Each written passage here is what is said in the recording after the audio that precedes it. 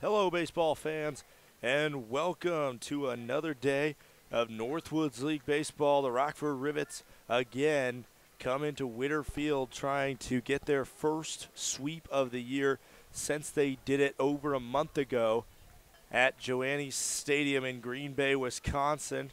Yesterday they put an end to a 12-game road losing streak. Now they try and get a road winning streak going after that 10-2 decisive victory over the Wisconsin Rapids Rafters. Everybody's in the thick of the playoffs hunt in the South Division, and with exactly 2 weeks remaining from today to the end of the Northwoods League season, every game is becoming more and more important. The Rockford Rivets, as of right now, sit 3 games out of a playoff spot. The Rafters sit 1 game out of a playoff spot. So really not too much of a difference between the two teams. The Rivets are 4-6 in their last 10 games, while the Rafters are 6-4. These two teams flip the series to Rockford tomorrow for Monday and Tuesday battles between these two teams. But first, they need to finish up the final Rivets game at Witter Field, and it should be a good one. The Rivets will have to start off against the Rafters starting pitcher today, Chandler Greenfield, 6'2", 205-pound Dixie State right-hander. Was a junior, originally out of Twin Falls, Idaho, representing the Rocky Mountain West well. His teammate Brecken Lewis came in and did well out of relief, but at that moment when he came in, the score was already too far gone, and the Raptors could never recover. 6'2" righty, played initially at Wazoo for the Cougars out there in Pullman, Washington, but in his 2 seasons with the Cougars appeared in 20 games, mostly out of the pen, 26 strikeouts, 28 2/3 innings. But this season at Dixie State, 21 strikeouts and a little over 20 innings in 8 bullpen appearances, 1 start for the Dixie State Trailblazer. This season, 2-1 record overall in 3 games started, 12 appearances overall, and a 4.19 ERA. He's going to start this game off against K. Bennell, who goes first pitch swinging, a trickler right to the second baseman, Carlino, who will field it and throw to first for out number 1. It's a good segue into the lineup for the Rockford Rivets. K. Bennell leads us off. You just saw him, or he just had an at-bat. He's playing second. Parker Kelly bats second, playing third. Parker Bates, last night's Northwoods League Player of the Night, is the center fielder, batting third. Cole fourth, Day 5, Martin 6th, DHing, and the bottom 3 are Michaels, Segal, and Reback. That pitch is in there for a called strike on Parker Kelly, who yesterday was one of only a few Rivets to not have a hit, but he did score twice after getting on base due to walks. That one swung on and missed, and now he's behind 0-2 against Greenfield, who's only thrown 3 pitches, all of them for strikes thus far today.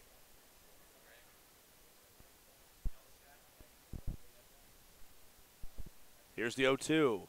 Swung on and missed, and now a 3-pitch strikeout for Chandler Greenfield, and Parker Bates will now get his first crack at the Dixie State right-hander, who has been all over the Rivets very early in this game. The defensive alignment for the Wisconsin Rapids Rafters: Wofford in left, Fear in center, Woodcock in right. Woodcock making his debut for the Raptors this year. Fedgie Johnson at third, Robertson short, Carlino at second, and on a swing and a miss from Parker Bates, Jack Thomas Wold playing first, Dunham catching the pitches from Greenfield. 5 pitches now, all 5 strikes for the Trailblazer. The 0-1. That one will miss outside, first ball of his night. Last appearance for Chandler Greenfield in a loss to the Madison Mallards. 5 1/3 innings pitched, 4 earned runs on 4 hits, 7 strikeouts, 1 walk. He did pick up the L as he gets a swing and a miss there. Parker Bates on a 75-mile-per-hour off-speed pitch.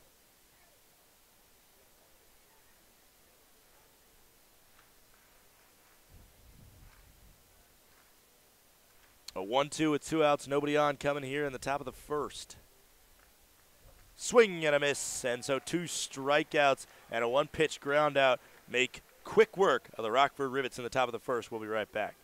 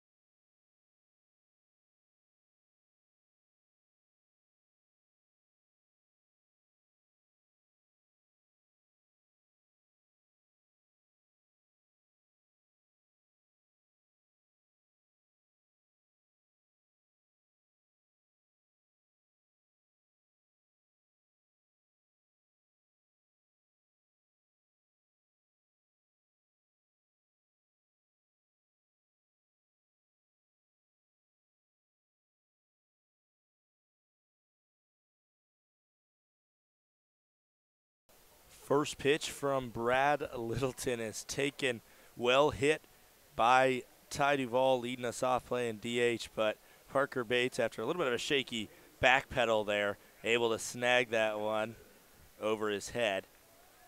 So 1 pitch outs for both pitchers to start us off. Brad Littleton, just like the starting pitcher Greenfield for the Rafters, has had a good and bad season as he throws a ball inside there for Alex Fedgy Johnson. 1-1 record, 4.86 ERA in 3 games started. 3 of those earned runs came in his first inning of work out of the pen against Battle Creek as he misses there. Count goes 2-0. So 3 of those runs came just off shaking some rust off. But really, he, since then, has only gotten better. Last time out against Lakeshore, picked up the win in 5 innings pitched, 2 earned runs allowed, 7 hits. That one misses the zone, and now 3-0 is the count versus Alex Fedgy Johnson, who batted in the 2 spot yesterday, did the exact same thing after a leadoff out, was able to draw a 4-pitch walk. Let's see if he can get it here in 4, the 3-0. That one will hit the strike zone, so it will not be 4 pitches for Fedgy Johnson. Count goes 3-1. Coal City, Utah native is Brad Littleton. Plays his college ball at Lewis University. Now a Flyer, but spent his freshman year at Indiana. That one's weakly hit down the third base line. Good field by Parker Kelly. The throw across the diamond and into the glove of the first baseman, Jimmy Day. Good segue into the defensive alignment for the Rockford Rivets today. The outfield is Reback in left, Bates in center, Cole in right, Kelly, Segal, Bunnell, and Jimmy Day make up the infield. Logan Michaels behind the plate, playing his 2nd straight game at catcher, as he's going to be asked to play catcher a lot in the next week as Wyatt Mascarella heals from a concussion. Brody Wofford making his way up now, playing left field for these Wisconsin Rapids Rafters.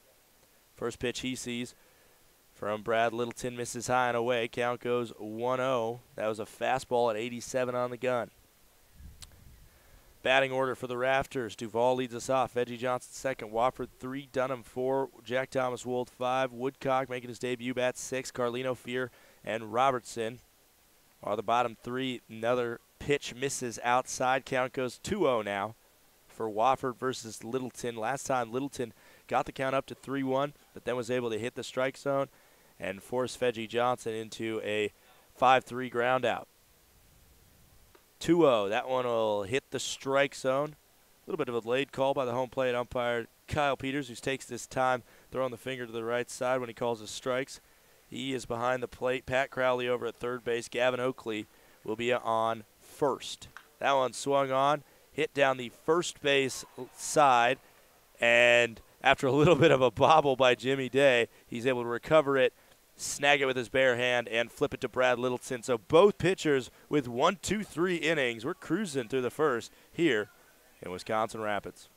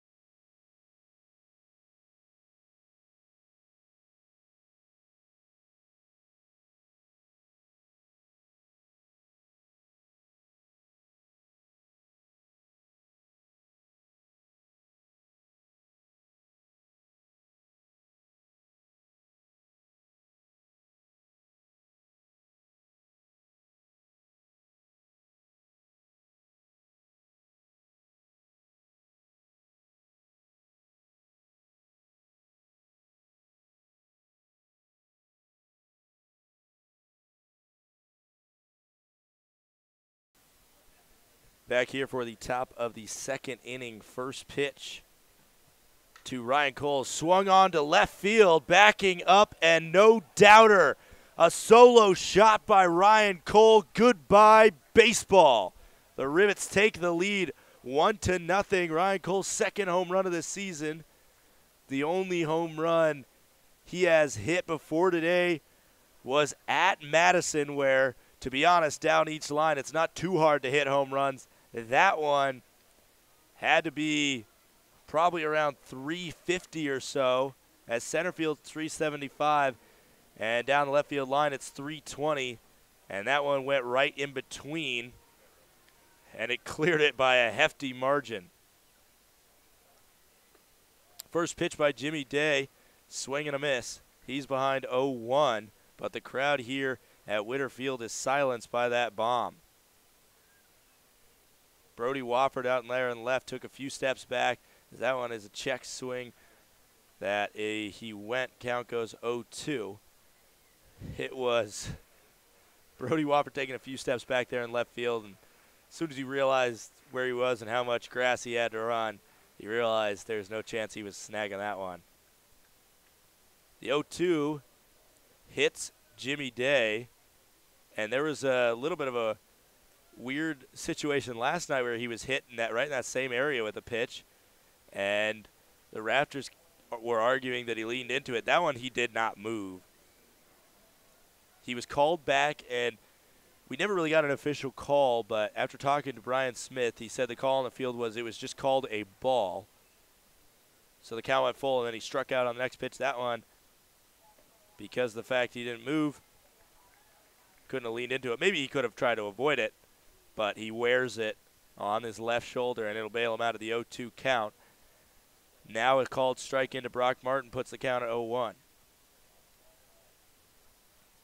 That one swung on, double play opportunity, 5-4.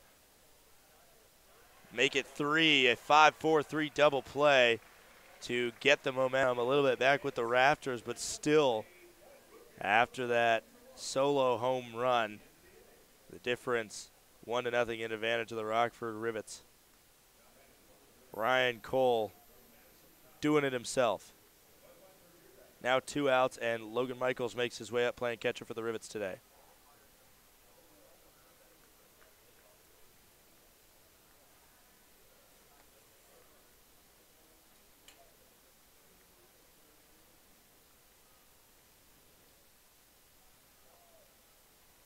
There's a called strike in there. Count goes 0-1.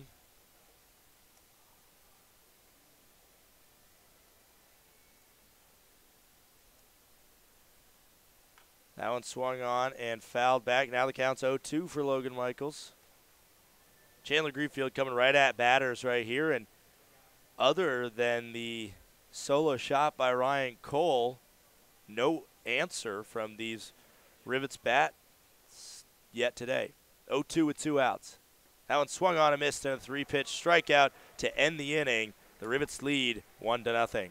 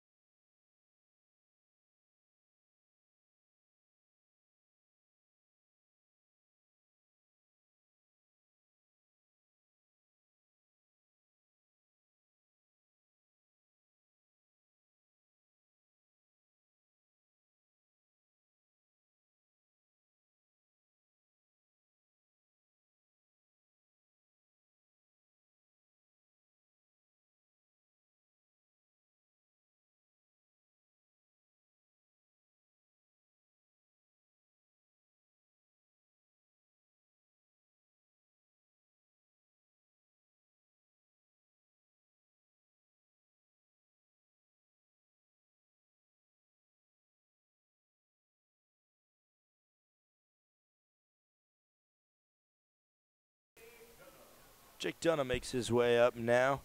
First time the Rafters have been up to the plate with a deficit today. After Ryan Cole's second home run of the season is a solo shot to left field, gives the Rivets the lead 1-0.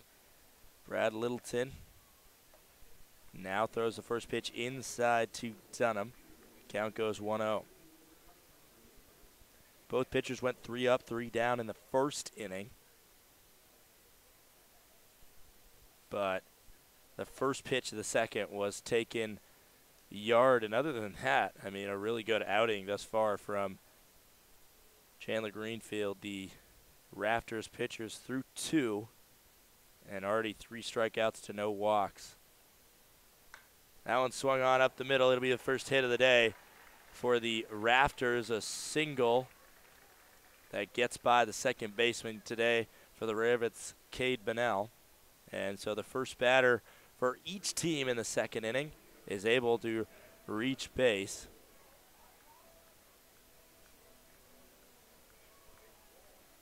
Jack Thomas Wold making his way up now. First baseman out of UNLV. Henderson, Nevada native.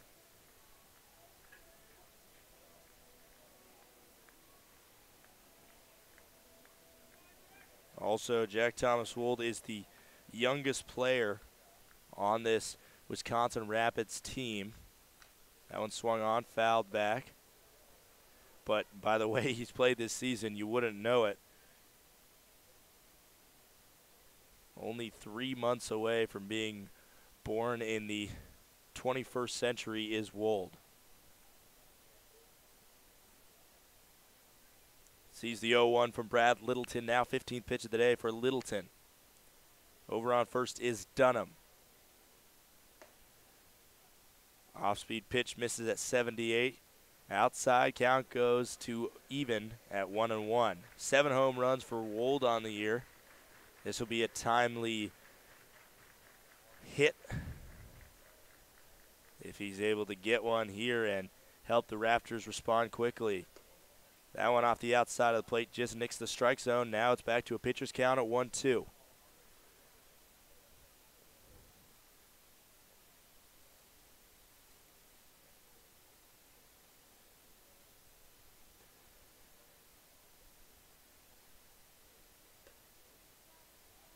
Ball misses outside. Now we're all even at 2-2 for Jack Thomas Wold. First at bat of the game for him. Take a look at the Northwoods League scoreboard. We already got some finals as games are sprinkled throughout the day on Sundays. Pickoff attempt over to first base is unsuccessful. Battle Creek defeats Green Bay 7-6 in a nail-biter. They took the lead in the bottom of the 8th, and Green Bay never able to recover. St. Cloud, Thunder Bay shootout. 13-11 was the final hit advantage of the defending champs, St. Cloud Rocks. That one misses outside. Count goes full now for Jack Thomas Wold. A walk here puts a runner in scoring position for the Rafters for the first time today. Rochester 11-3 over Wilmar. That's a final score. Just getting going are a few other games. Wisconsin leads Lakeshore 2-0. Waterloo over Duluth 4-0. Kalamazoo, Madison tied 0-0. And Fond du Lac and Kenosha also 0-0. That one swung on. That's going to be a base hit to the right side of the infield. Dunham round and second heavy. But good field by Ryan Cole to get on it quick and hold Dunham at second. But 2 base hits have put runners on first and second here with no outs in the bottom of the second inning.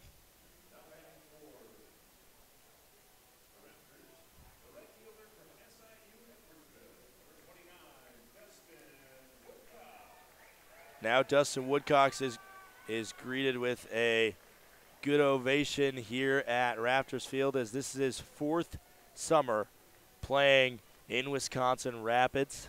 He's coming off of an injury last spring, but the SIU Edwardsville outfielder is well known to the Rafters faithful.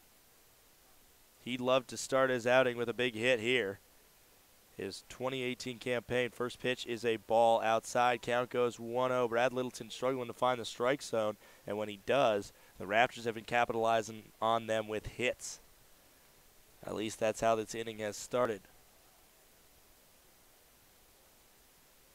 The 1-0 now to Woodcock. Again, misses outside. That one at 86. Rivets lead the Rafters 1-0 off a solo home run by Ryan Cole. In the top of the second. And now Brad Littleton will set and deal the 2-0. That one low in the zone. Only a check swing by Woodcock, and now the count's 3-0. And let's see if Brad Littleton can punch the get-me-over pitch in the zone. Here's the 3-0. That one will hit the zone. Called strike. Count now 3-1. Still a hitter's count for Woodcock.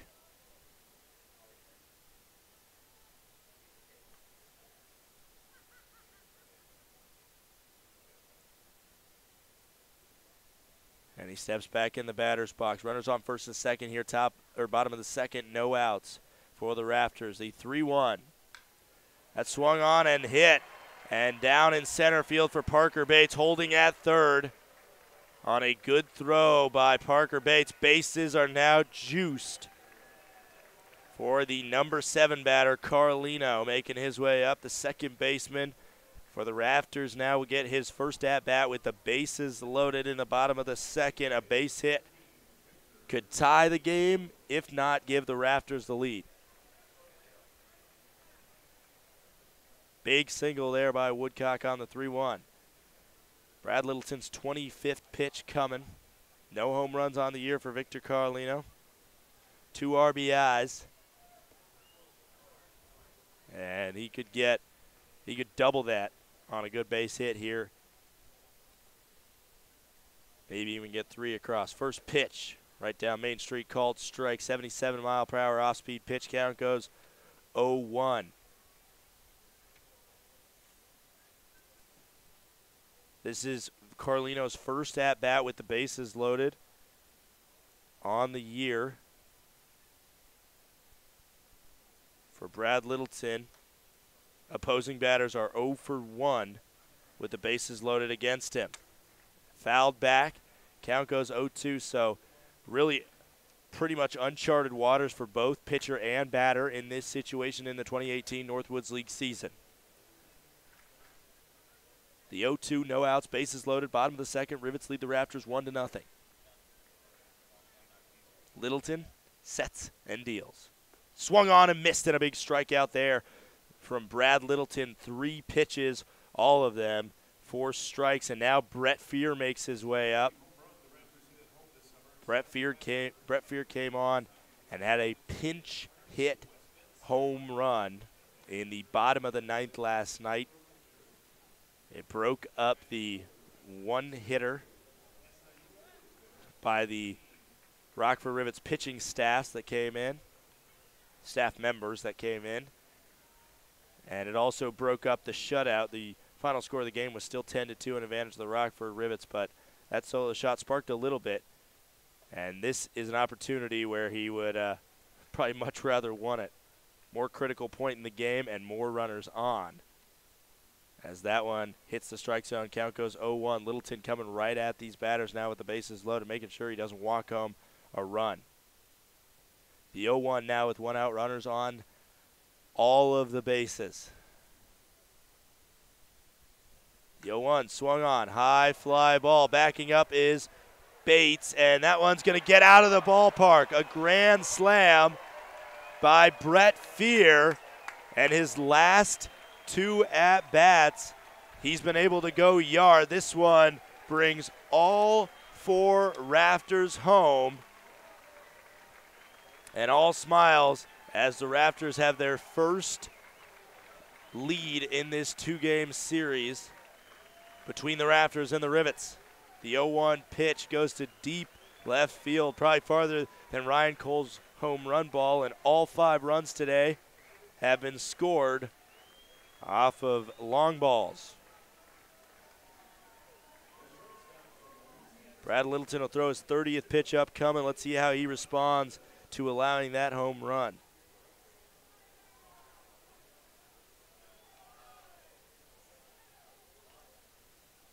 First pitch is Peyton Robertson fouling off a bunt attempt. Count goes 0-1.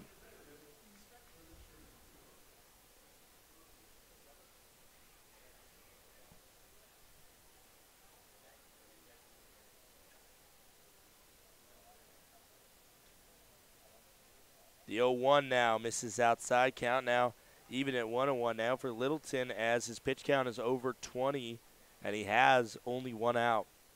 Something to pay attention to is making sure he can get rid of the next two batters in 14 pitches or less. The 1-1, that one will miss low and away. Count goes 2-1. Strike percentage for Littleton right now is at 53%. Pretty big in juxtaposition to Greenfield, the Raptors starting pitcher, who has an 88% strike percentage. The 2-1, that one in the zone, and Parker Bates initially going to try and catch it, but had to adjust it. Had to adjust his run to account for the ball not being catchable. Bounces once in the grass and then to the wall. And Parker Bates picks it up and throws to the cutoff man, but not before Peyton Robertson can boogie all the way to second base. So more trouble now as Logan Michaels is going to have a few words with Brad Littleton. He went 1-2-3 in the bottom of the first, but has really struggled here, bottom of the second.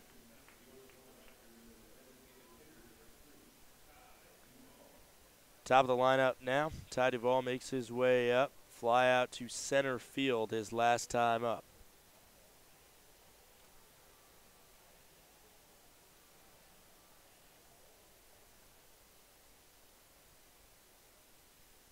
First pitch swinging from the Raptors DH. Count goes 0-1. Raptors lead 4-1 off a grand slam by Brett Fear earlier this inning.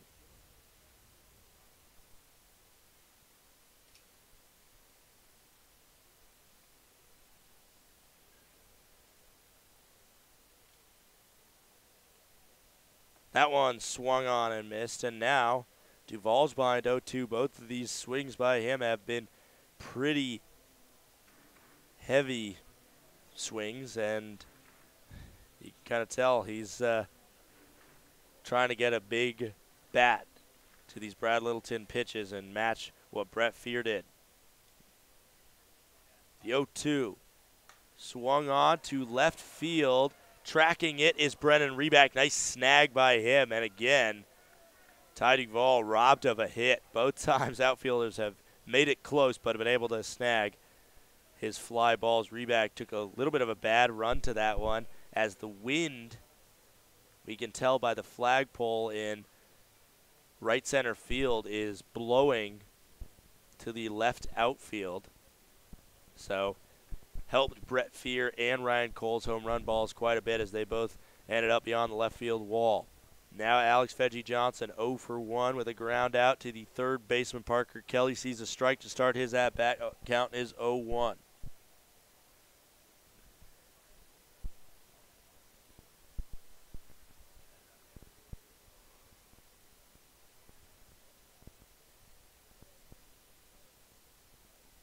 That one low and away. Good snag by Logan Michaels behind the plate. Count now even at 1-1. Runner still on second is Peyton Robertson.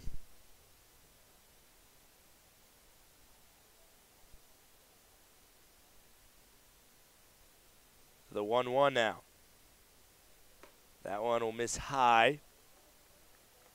Count goes in advantage of the batter at a 2-1.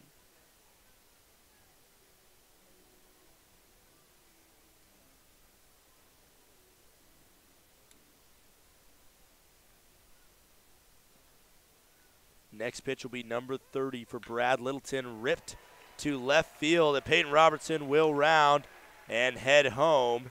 And the throw will be into second base, and an RBI single from Alex Fedgie Johnson. 40th pitch of the day for Brad Littleton, 30th of the inning.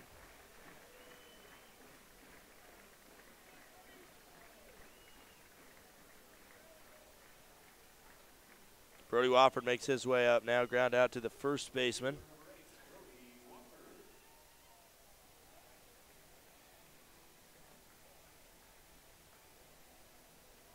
Now Brian Smith coming out to have a few words with Brad Littleton. Still no action going on in the Rivets bullpen, and need to get the final out in the next 4 pitches by my count.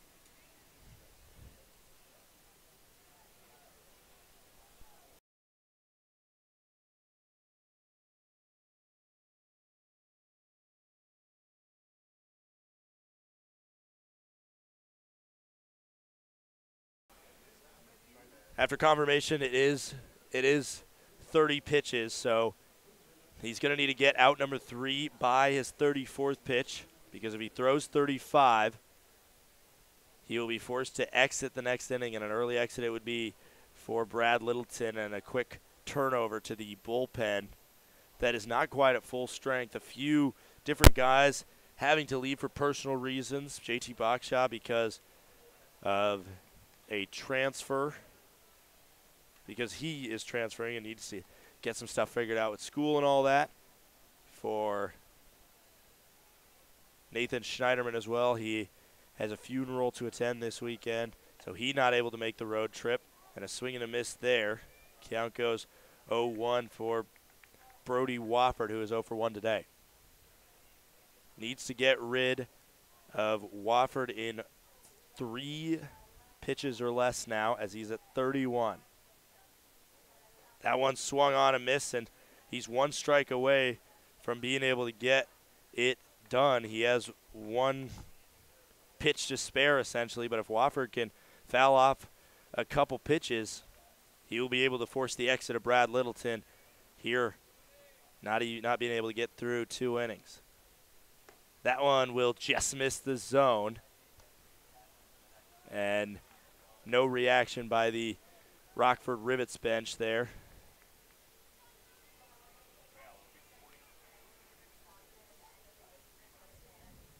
This will be 34. The critical one is swung on to center field, and Bates will catch it. So Brad Littleton, a little bit of a close call there, but he escapes the inning with 34 pitches thrown, and he won't have to leave the game. We'll be right back for the top of the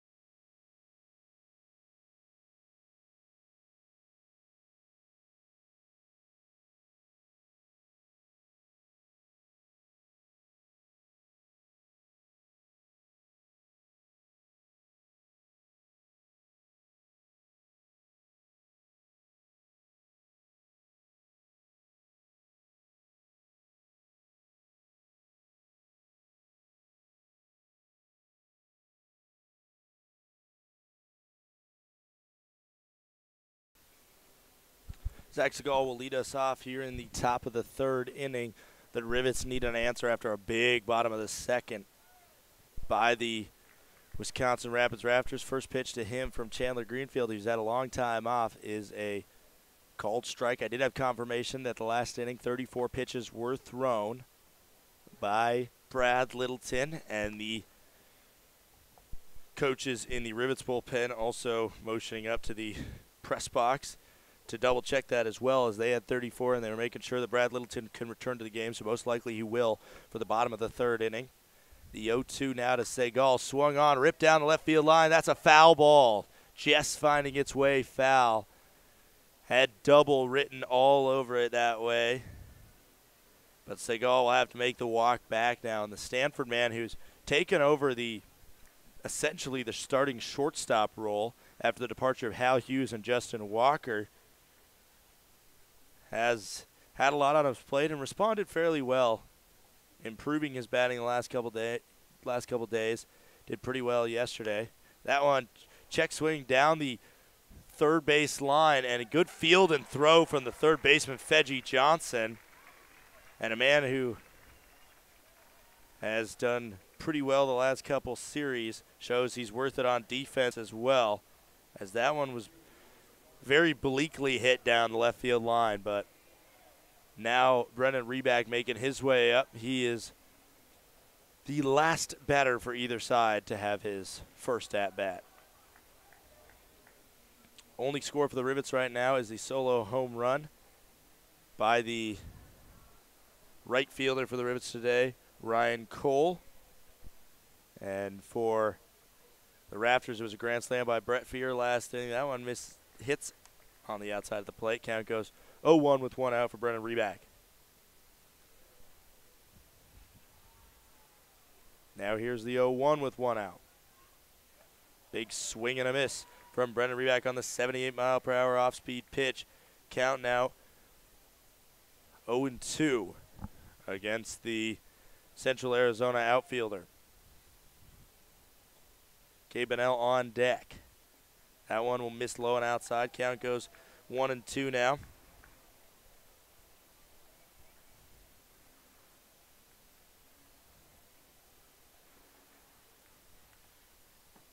The 1-2 swung on, fouled back and away by Brennan Reback, trying at least in some way to drive up the pitch count of Chandler Greenfield, who has gone through this Rockford Rivets lineup pretty quickly, and a swing and a miss there. Another strikeout for Greenfield, who is already showing that he can punch through batters. 4 strikeouts and no walks, 1 hit by pitch, and obviously that home run. But other than that, Greenfield has looked pretty untouchable. Most of the Rivets not even being able to get a ball in fair territory against him. Back to the top of the lineup, K. Bennell hits that one high to shallow center field, and coming in and snagging that one is the grand slam man, Brett Fear. A 1-2-3 inning for Greenfield, and the Rafters will be right back as Littleton gets back to work in the bottom of the third.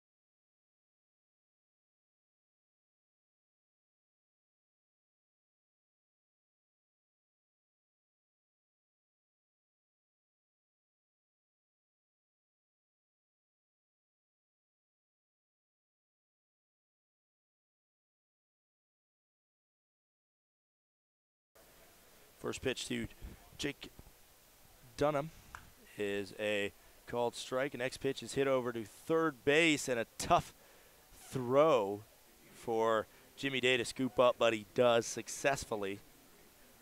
And one is away here in the bottom of the third.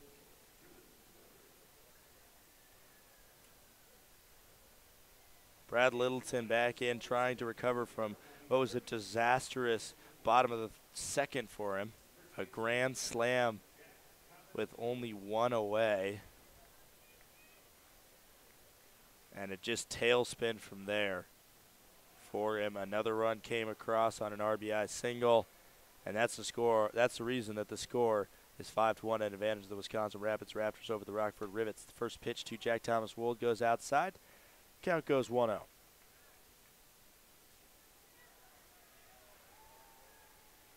It was a quick 10-pitch first inning for him, so his pitch count still reasonably low at only 47. That one swung on to right field. Ryan Cole, a camp under it for out number one. A lot of kind of line drive fly balls being hit by the Raptors players right now. The leadoff man, Duvall, has done it twice, and both of them have just barely been snagged by Rivets outfielders. That one, another shaky one, but got the job done as two are retired here on 4 pitches. And Brad Littleton, if he gets Woodcock out on the next pitch, will go into the 4th inning under 50 pitches, which is pretty good considering that 34-pitch second. And as that one misses for a ball, he will hit 50, at least. Woodcock 1 for 1 with a single to center field. Wasn't able to score a run, but it did load the bases and set the stage for Brett Fear's heroics after Carlino struck out.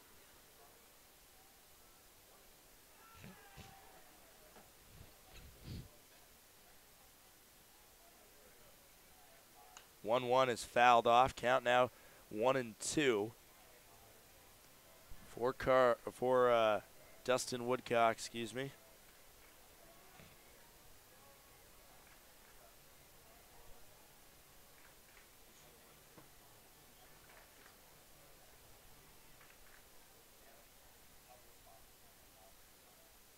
Here's the 1-2 after a long pause from Brad Littleton. That one inside. Count goes 2-2 now for the SIU Edwardsville outfielder. Woodcock stands 6'1", 215 pounds. Originally from Jacksonville, Illinois. That one swung on too short.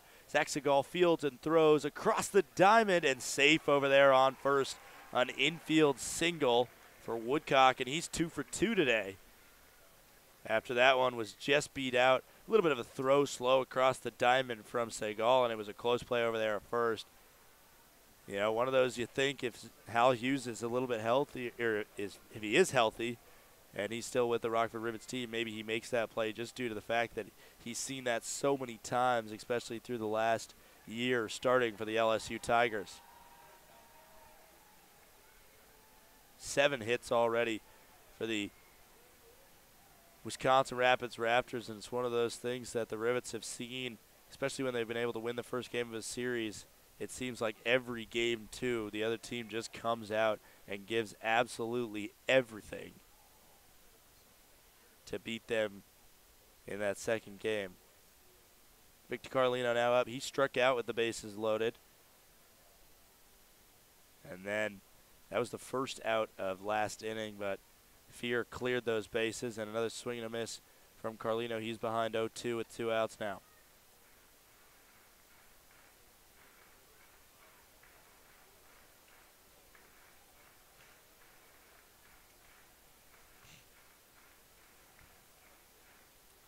The 0-2 with 2 outs, runner on first. Bottom of the 3rd inning. Called strike 3. And Carlino goes down looking for his second strikeout of the game. Due up, Parker Kelly, Parker Bates, and Ryan Cole. Don't go anywhere.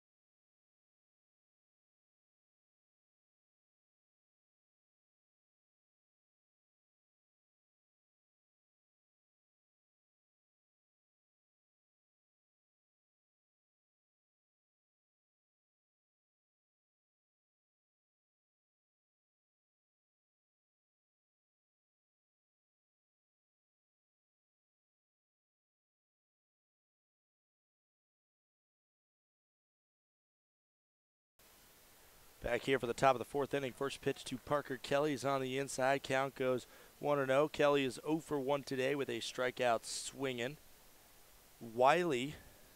Jordan Wiley comes into the game, and that one's fair down the left field line. Wiley's in at second base, and Parker Kelly now rounded into second. He's in there with a stand-up double to lead off the inning. Texas Tech third baseman cracks it down the left field line, and it sneaks its way just right of the third base bag and all the way into that large foul territory for the Rafters here at Witter Field. Parker Bates now makes his way up. Parker Bates, I guess we can call him the defending Northwoods League player of the night after 5 ribbies for the Louisiana Tech outfielder, 3 for 6 last night. They came on a 3 RBI double and a 2 RBI single. That wild pitch is going to get in the dirt and away from Dunham, the catcher. So count goes 1-0.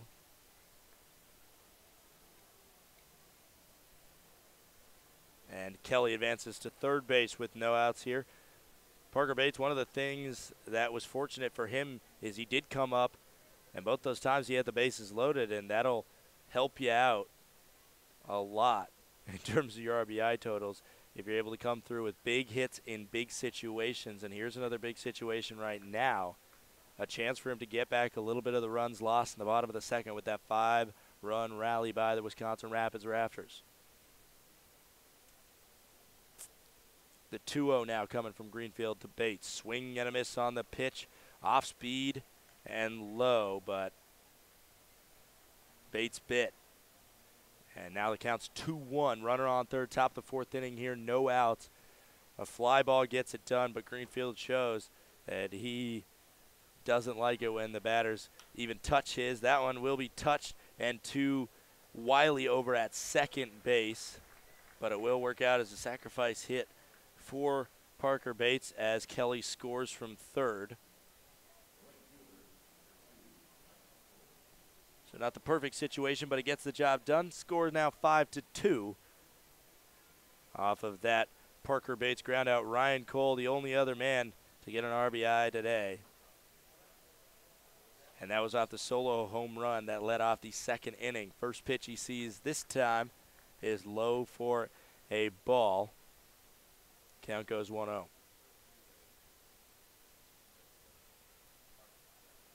That one thought about swinging, didn't go. Called strike anyway. Count goes 1-1.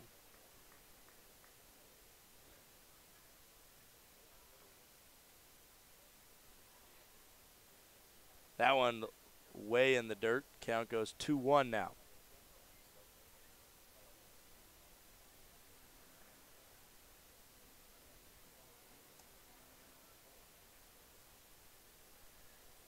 That one will miss outside. Now the count goes 3-1 to Ryan Cole. And maybe for Greenfield, he recognizes that this is the man who hit the home run ball and not to leave one in there for Cole to get again. 3-1 misses outside, and so he kind of just pitches around the Notre Dame outfielder, and Cole will be able to walk to first base. Now as Justin Day comes up, 0 for 0 today, as he got hit in the shoulder when he was behind 0-2.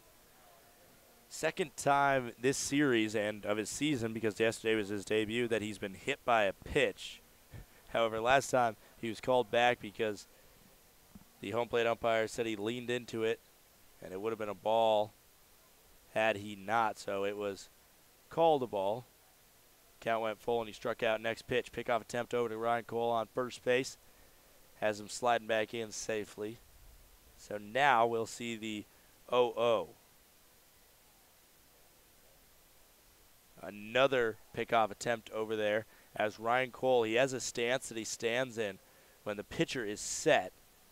That really makes it look like he's going to go every time. His arms are kind of clocked, slanting towards the second base side. That time he doesn't go, and the pitch is in the strike zone for called strike. Count goes 0-1. One out here, runner on first. Rafters lead the Rivets 5-2.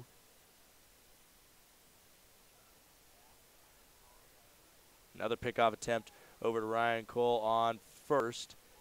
Rockford Rivets rocking the ash gray pants with the stirrups and the black and gold jerseys. On the other side, another pickoff attempt over to first. A situation where if these two are playing in Rivets Stadium, the Boo Birds would probably be out just about now, but as the Rafters are in friendly confines, the crowd letting him have a pass. And now Ryan Cole is going, didn't get a great jump on it, but a way errant throw is going to end up all the way in center field. That throw was more of a base hit there. And Craig Noto coming out arguing something right now. And I don't know what he's arguing because I wasn't really watching the throw, but that ball definitely got away from Dunham. And so it'll be a steal and then an E2 to advance Ryan Cole to third base. Pitch was a ball, I believe. It was a strike. Pitch was a strike. Count goes 0-2. That one in the dirt. Count goes 1-2.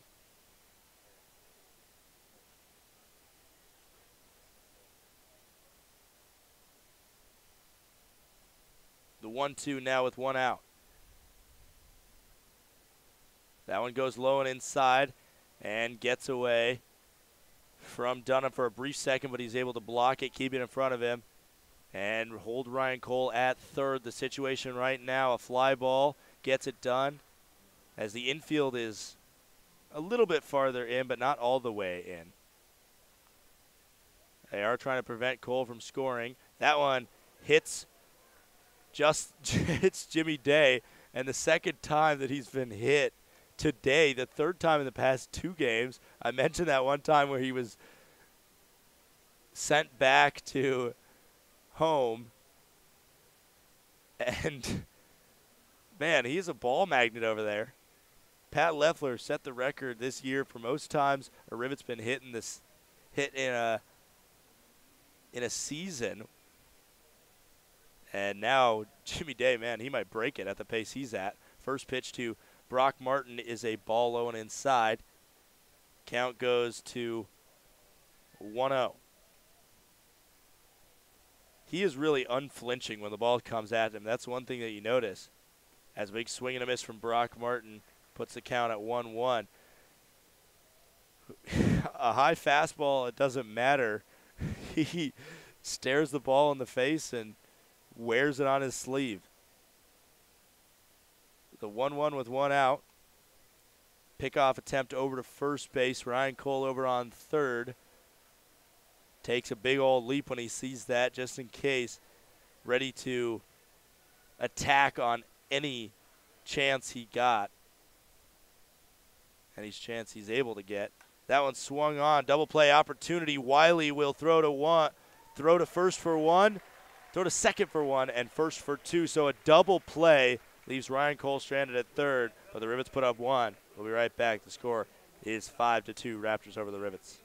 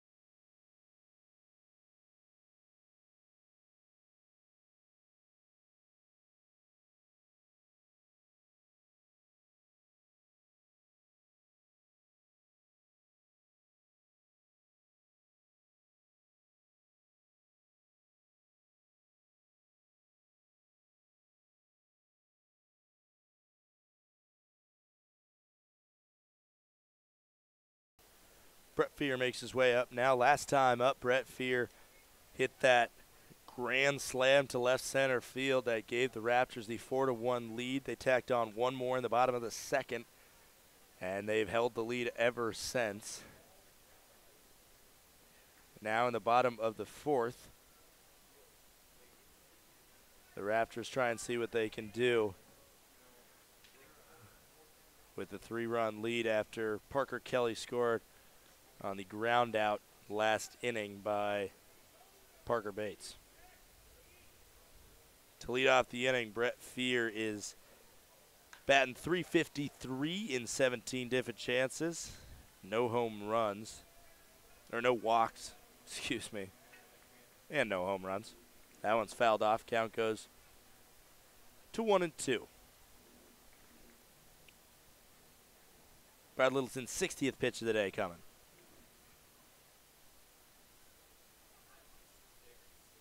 That one swung on down the first base line. Jimmy Day snags it, but it is foul. Count stays 1-2. Mentioned Brett Fear 1 for 1 today with that home run to left center field. Fifth pitch of the inning upcoming for this at-bat. Off the plate, count goes now even at 2-2.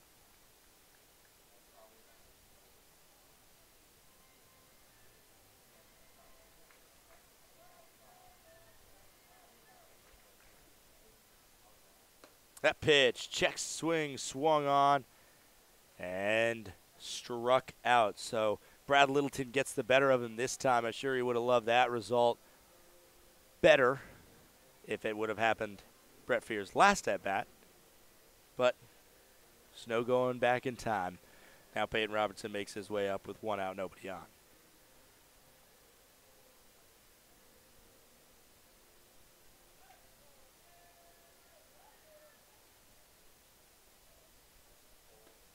First pitch there is missing the strike zone. Count goes 1-0.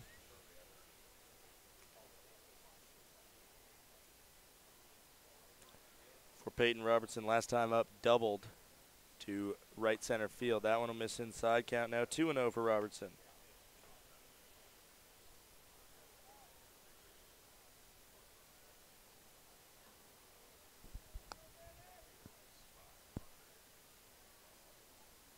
The 2-0 with 1 out, nobody on. Swung on and missed by Robertson on the 77-mile-per-hour off-speed pitch.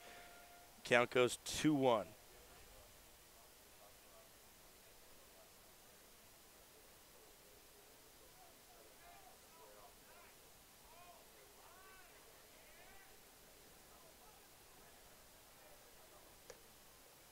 That one will hit the strike zone. Now we're all even at 2-2 with 1 out, nobody on. Peyton Robertson at the plate, 1 for 1 with a double to right center field in that second inning. He also later scored the only Rafter not to score on that grand slam by Brett Fear. Brad Littleton's 67th pitch of the day goes chin music for Peyton Robertson. Ducks out of it. One of those situations where maybe if Jimmy Day is at the plate, he doesn't move and is able to wear it and get a base. But Peyton Robertson flinches at the thought of getting hit by that one. Count now full for him. See what he does with the payoff pitch. Swung on right to Zach Segal at short, and a great field off the short hop in front of him there, as he could have tried to attack it and catch it off the line drive. Instead, snags it, throws to first for out number 1. Out number 2, excuse me. So now, back to the top of the order, Ty Duvall makes his way up 0 for 2 with 2 flyouts to the outfield. Both of them good contact, just not enough on it, though, by the Rafters DH today. He was their catcher yesterday. First pitch there is high and away. Count goes 1-0.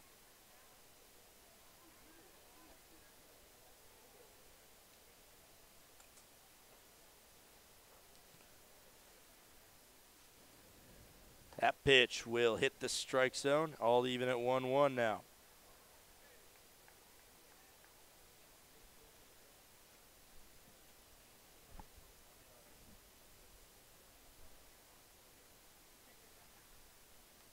check swing there. He didn't go far enough where if he would have let that pitch get all the way to the pitcher, it probably wouldn't have been a called strike, but he does nick it with the bat, so it's fouled back. Count goes 1-2.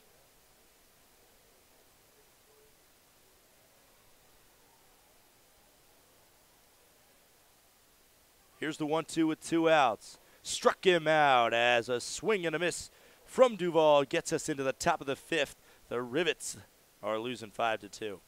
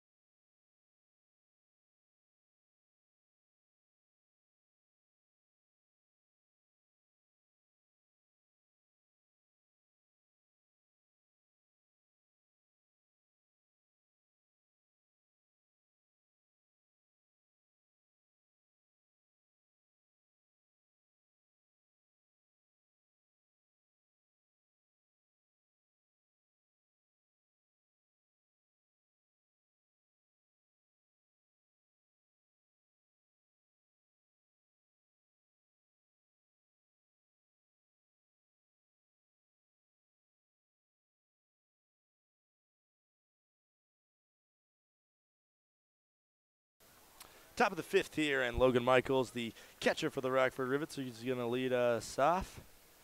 Last time up, he struck out. Check swing there, goes low and in the dirt, but the appeal over to first base says he went. Count goes 0-1.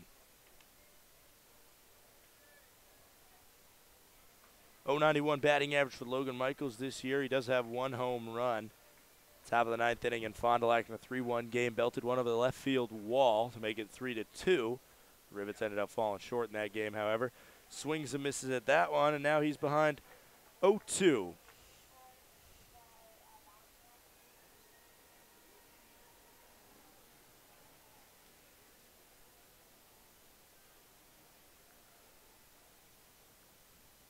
Here's the 0-2 with no outs, nobody on.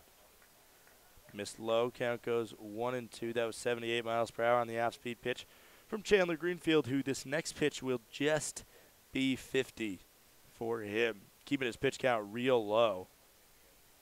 Swung on that one, foul down the third base line. Count will stay 1-2.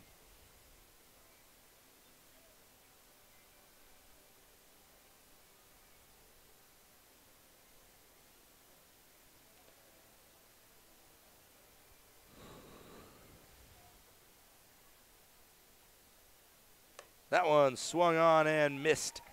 And the second strikeout of the day for Logan Michaels.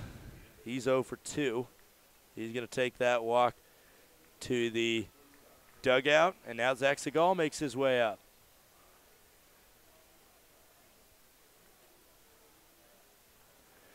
Another look at the Northwoods League scoreboard. I mentioned the final score from Battle Creek. Bombers beat the Bullfrogs 7-6. Rochester beat Wilmar. There's a swing and a miss there from Segal. Count goes 0-1. Rochester beat Wilmar 11-3. St. Cloud beating Thunder Bay 13-11. Eau Claire and Bismarck called after 6 innings, originally in a rain delay, and as the score was 0-0, they just decided to call it. Similar situation happened in Rockford, but they didn't even get going. To play 6 innings and not be able to finish the game, that has got to kill your spirits for sure. Wisconsin up 4-3 on Lakeshore, just up the road in Wausau. Duluth up 5-4 on Waterloo. They're in a back-and-forth game there. Kalamazoo 3-1 over Madison after getting a 2-run victory over the Mallards last night. And Fond du Lac and Kenosha all knotted at 1 apiece at Simmons Field. Tried to frame that one, did Jake Dunham, but that one misses outside.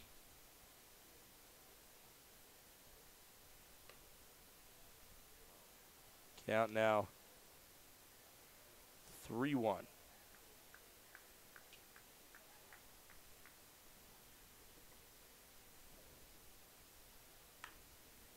Pitch swung on, fouled down the line, and actually off of the lower body of Zach Segal, and he's going to take a second to walk that one off. He does a big loop around home plate and really holding his leg there, and the Rivets don't have a lot of options in terms of infielders that they can turn to right now with the departure of Hal Hughes and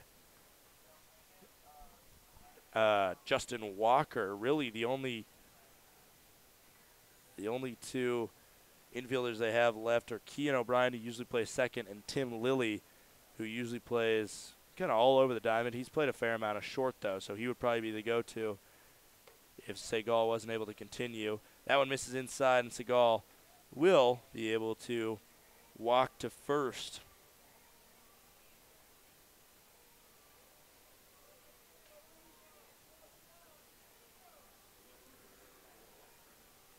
Now Brennan Reback makes his way up. He's 0 for 1 with a strikeout swinging earlier today. The time right now is 5:18. This game started at 4:05. Going along with decent alacrity is this ball game. That one is in the dirt and blocked and kept in front of him. Did Jacob Dunham. So Segal will stay at first. And the count goes 1-0 with 1 out here in the top of the 5th.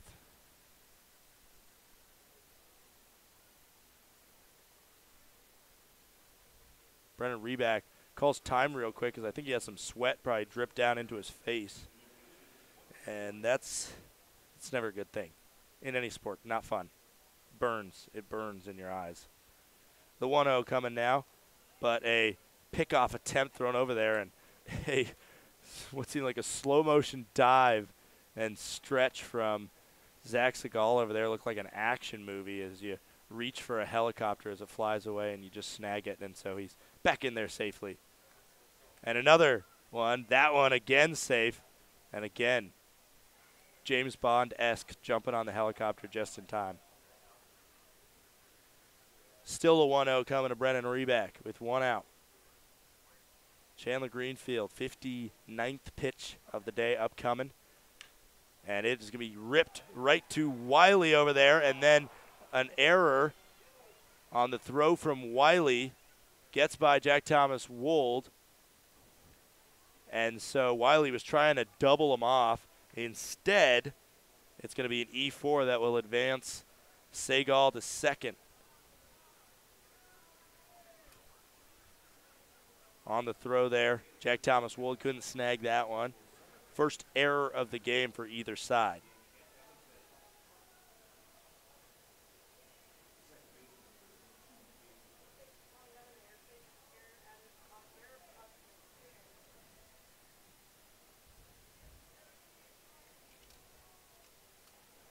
Now Seagal is in scoring position as Cade Bonnell makes his way up.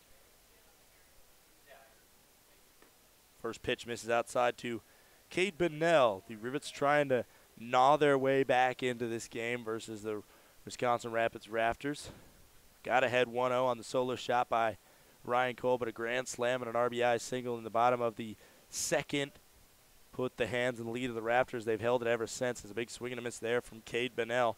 Makes the count 1-1. On a ground out by Parker Bates last inning, Parker Kelly was able to score. That's been the only scoring since that rally for both sides. I guess more for the Rafters in the second inning. That one misses low. Count goes 2-1. Score stands at 5-2 here in the top of the fifth.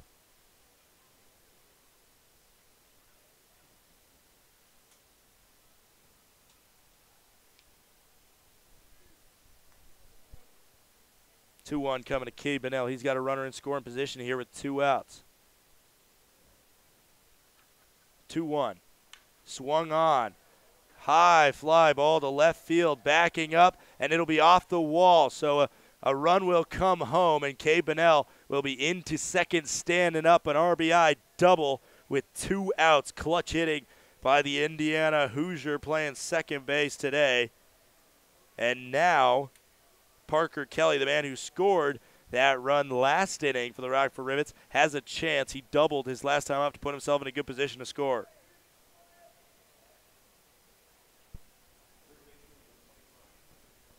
Parker Kelly, with runners in scoring position and 2 outs, is 0 for 5 thus far this year. Trying to get his first big hit as Cade Bonnell takes a big leadoff out there over a third of the way to third base from second base was he. But a strike in there puts the count at 0-1. He scuttles back to second. 0-1 now with 2 outs. Bonnell will be going on anything here with 2 outs. Wiley cheating over to second base as that one swung on, and that one will fall in shallow center field. Now Bonnell will make the run home, and the throw to the plate is not in time. Bonnell scores, and a 2-out RBI single from Parker Kelly. He's 2 for 3 on the day. And the Rivets bats coming up big here with 2 outs in the past couple games. And that's the reason why they've made both of these games so interesting. Kelly will hold at second base, as was kind of a half-hearted throw from Brett Fear in center field. And now the Rivets only have a deficit of 1. The tying run is on first base. Chandler Greenfield, who's been so good all of today, except for that solo home run in the second, and then just a leadoff double by Parker Kelly where he kind of inched his way around, has now shown some cracks in the game thus far. That pitch misses outside. Now Parker Bates making his way up. He's due for a hit after a 3 for 6, 5 RBI performance yesterday. He is the go-ahead run at the plate, tying run on first base with 2 outs here. 1-0 pitch to Parker Bates. Pickoff attempt over to first base has Kelly sliding in safely. Another 1-0 pitch expected here from Greenfield to Parker Bates. Pitch count for the inning still pretty low for Greenfield, only at 20. This will be 21. Outside count now 2-0. Hitters count for Parker Bates. We'll see if he gets the green light. Looking at the 2-0.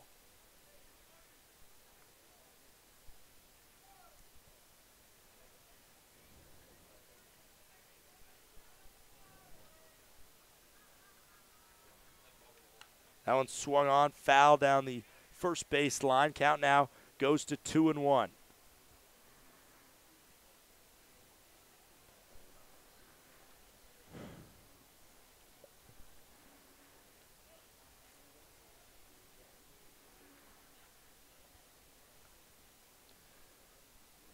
Greenfield will reset, throw his 69th pitch of the day. That one swung down the first base side and into the glove of Jack Thomas Wold. So 2 runs come across with 2 outs, but the Rivets now are only losing by 1 run. Don't go anywhere.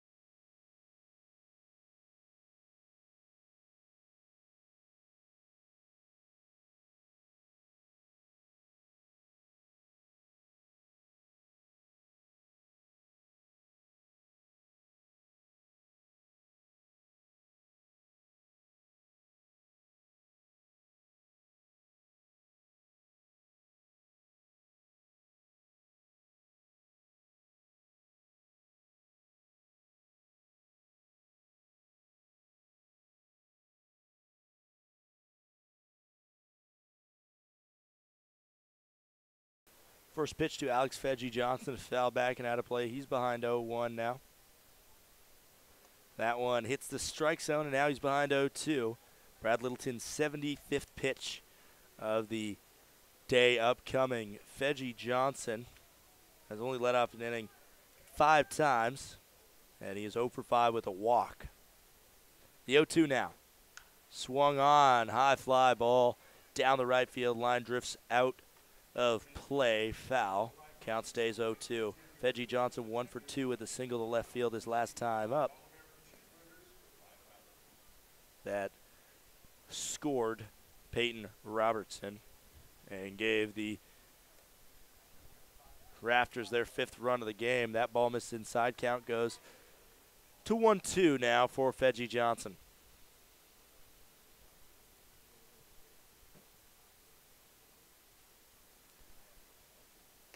That one misses high. Count even at 2-2.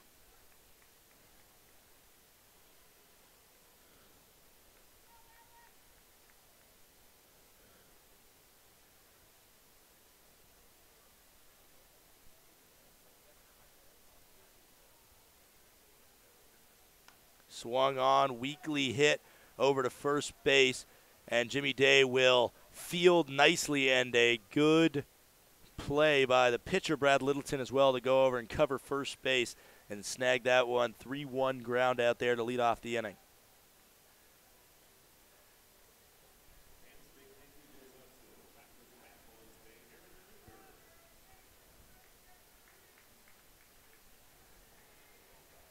Now Brody Wofford makes his way up, 0 for 2 on the day, fly out and a ground out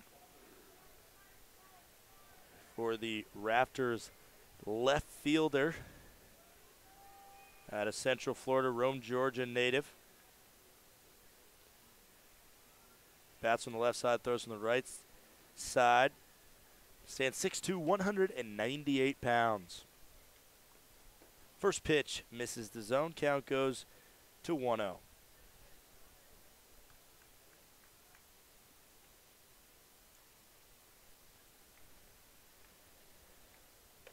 That one hits the outside of the plate, just nicks the strike zone. Count goes 1-1 now. 1 out, nobody on here. Bottom of the 5th inning, the Wisconsin Rapids Rafters lead the Rockford Rivets 5-4.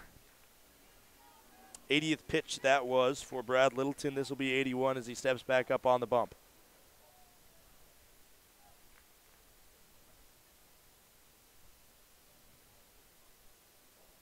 That one misses the zone.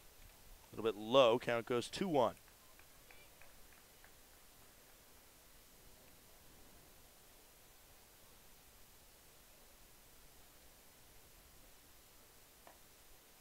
And that one will miss as well, right about the same spot as the last one. Count now 3-1. Brad Littleton in danger of putting a runner on first here with 1 out. If he throws another ball, 3-1 to Brody Wofford. That'll hit Wofford, and so he'll get to first that way on the hit by pitch instead of a walk. Did not feel very good, I can assure you that.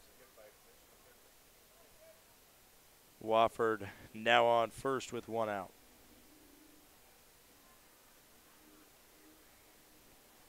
Jacob Dunham making his way up now. Jacob Dunham was the man that started the rally in the bottom of the 2nd. He was able to get to first base. And now as Brian Smith comes out, some warm-ups going on in the Rivets bullpen right now. I think that might be Dane Havman over there, the Texas Tech lefty. Pretty new to this Rockford Rivets team, but in his time here in Rockford has really been able to light up opposing batters. He's a strikeout king, and he's going to come in here probably fairly soon. If the situation gets a little bit more testy,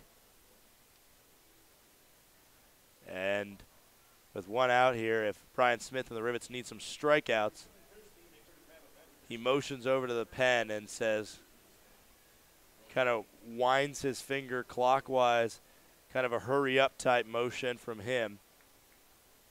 And now Brad Littleton, he'll get a few more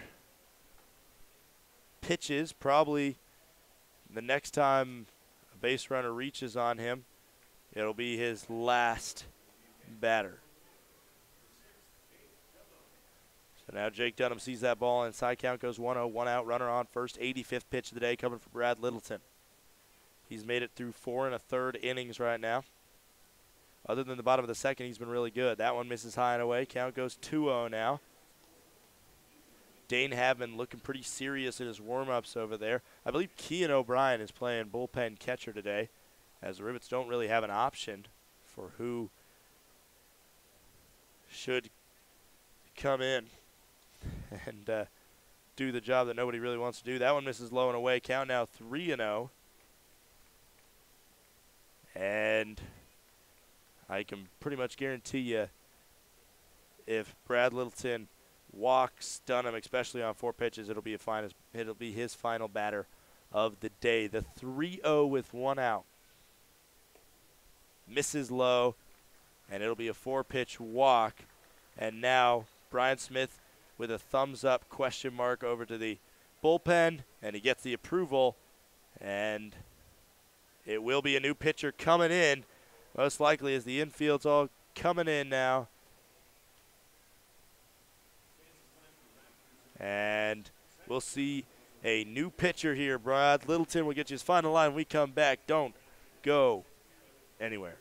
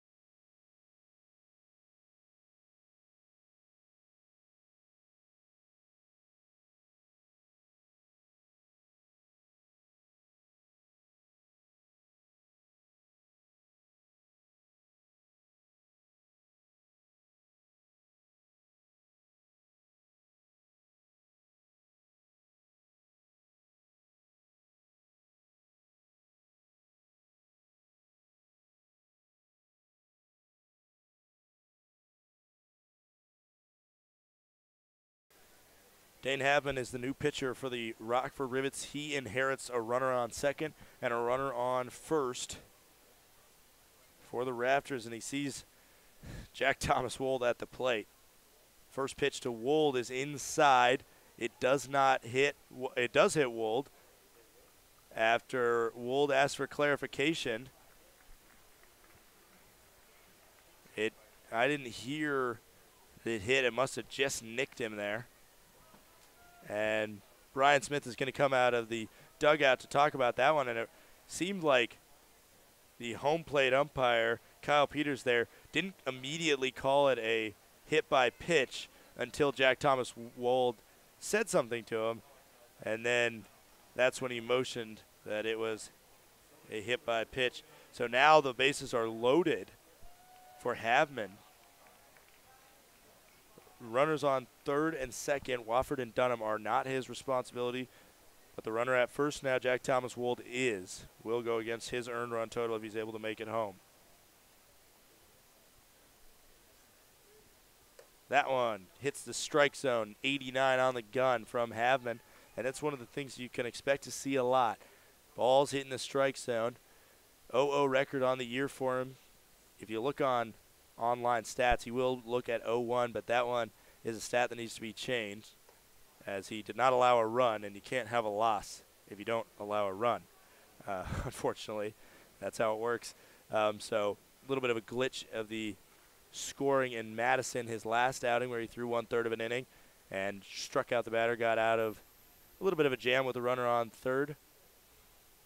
1.12 ERA in 8 innings pitched, 14 strikeouts to just 1 walk, and now he has that 1 hit by pitch under his belt after hitting Jack Thomas Wold there. An 0-2 coming to Dustin Woodcock, who's 2 for 2 today in his debut. Called strike 3 right down Main Street. And so Woodcock will have to take a seat for his first time today. A 3-pitch strikeout for the Rafter making his debut. Jordan Wiley now up. Wiley came on defensively in substitution of Victor Carlino, who had 2 strikeouts today and will never be inside the head of Raptors manager Craig Noto, so you don't know why he made that sub, but maybe it was a bad reaction by Carlino after striking out for the second time today. Maybe he was frustrated. Maybe he said an injury was bothering him. Whatever it was, Jordan Wiley is now up to the plate, seeing an 0-1 after the first pitch was a called strike. That one high and away. First time missing the strike zone since hitting Wold for Dane Havman. Any ball hit to the infield now could be a double play opportunity and get Havman out of this bases loaded jam.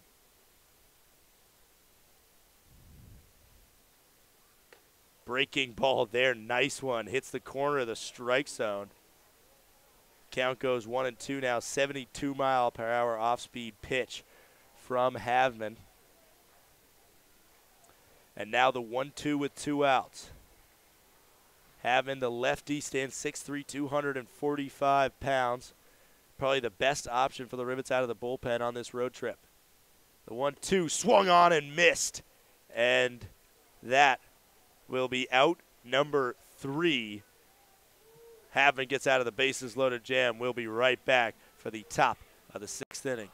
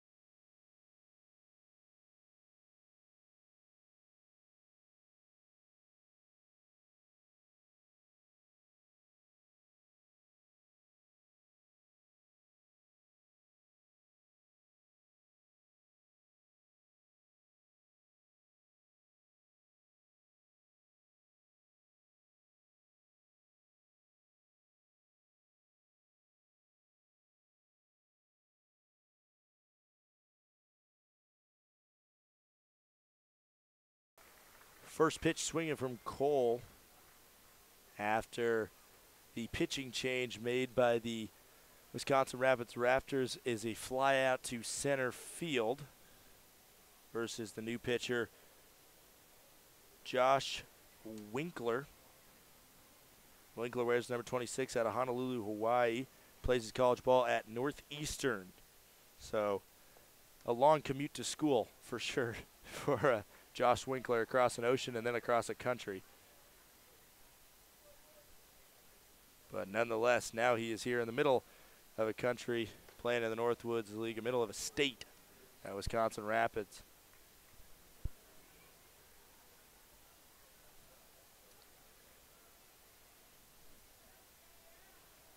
Jimmy Day makes his way up now. He sees 2 balls and a strike to make the count 2-1.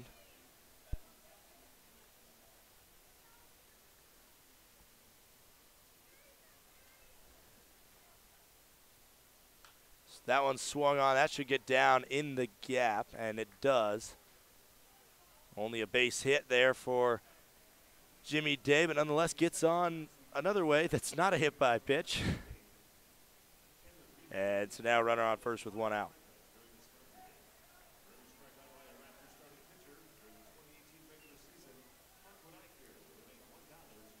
Up now, Brock Martin, who is 0 for 2 today. He left runners on the corners his last time up as he grounded into a double play.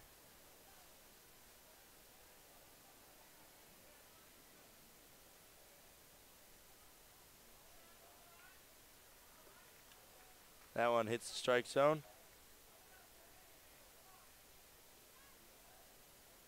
Count now goes 0-1. Pickoff attempt there from Winkler over to first. Day is back in safely.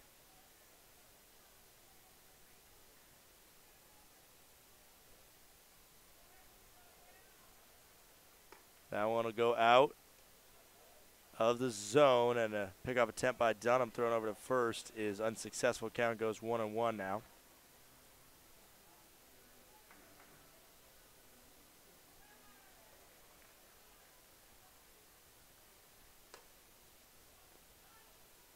That one misses inside. Count goes 2-1.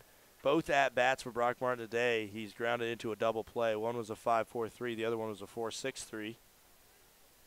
And with Day on first, another chance here with 1 out for him to do the same. That would be, I don't know if there's a baseball term for that. I don't think there is. Going 0 for 3 with 3 double plays. Not as common, I guess, more rare than the golden sombrero. If so, if there isn't a name for that, we need to make a name for that. The 3-1 now to Brock Martin. Swing and misses at that one. Count now 3-2.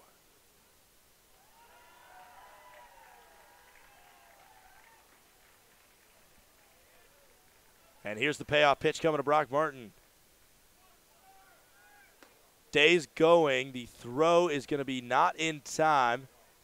And the pitch missed outside the zone anyway. And the check swing said he didn't go. So Brock Martin will get to first, or get to second.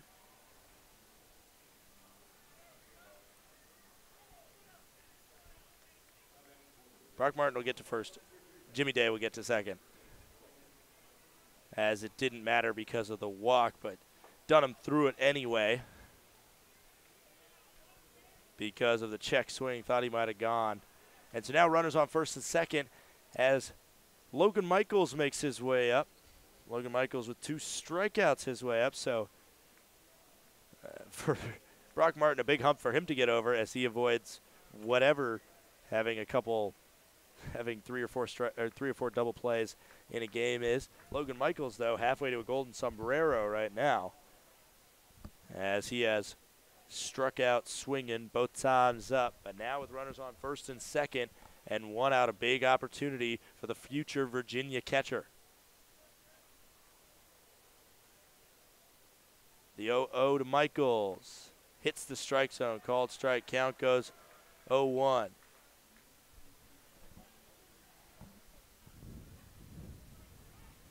Two RBIs on the year for him. A base hit.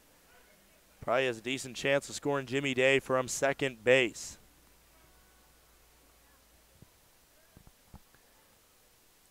The glance from Winkler, and he steps off. Winkler, I never got a chance to tell you his stats. He just finished his redshirt freshman year with the Northeastern Huskies. Born in Hawaii, made 7 appearances this year for a total of 11 2/3 innings. That one swung on, high fly ball, and it will get down into the glove at the second baseman in shallow right field, Wiley, for out number 2. Now Zach Segal makes his way up.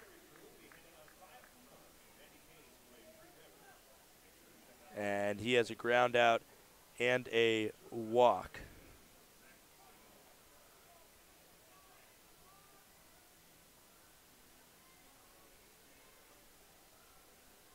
And now the 0-0 coming from Winkler to Segal. Winkler on this season has an 0-2 record with a 4.44 ERA.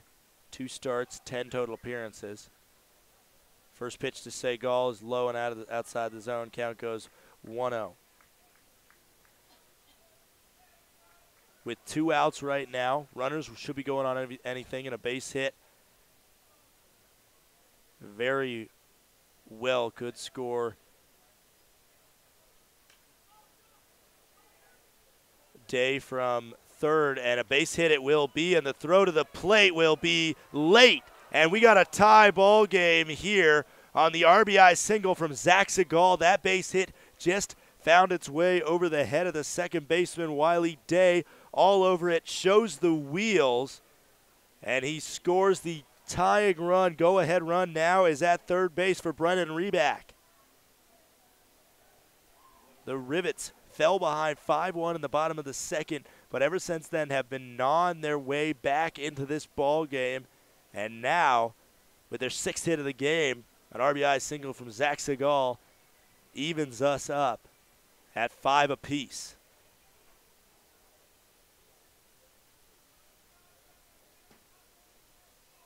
Swing and a miss there from Brennan Reback, and he's behind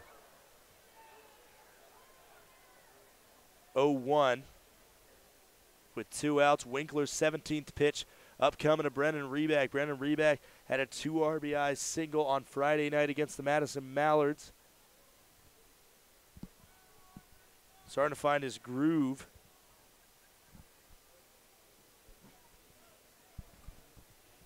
In the past weekend or so, was able to reach base a lot yesterday, scored a couple runs. And now he steps out of the batter's box. He's about to see the 0-1 after unsuccessful pickoff attempt over to first base. And Zach Segal, Brock Martin at third, reached on a walk. Got to third on that base hit by Segal. Way outside there. Count goes 1-1. Reback 0 for 2 today. Strikeout swinging and a line out to the second baseman, Wiley. Here's the 1-1. Hits the strike zone there and framed well by the catcher, as I can tell you from up in the booth, that did not look like it went over the plate. Count goes 1-2. Reback didn't think it went over the plate either. Count goes 1-2, 2 outs, runners on the corners. Pickoff attempt over to first base, unsuccessful. So Winkler will get the ball back. 19th pitch of the inning upcoming for Winkler. Has allowed 1 to cross already, and that run is earned by the Rockford Rivets. 1-2 swung on, makes enough contact to stay alive, but it will go foul and out of play up behind the left field side of Witter Field here.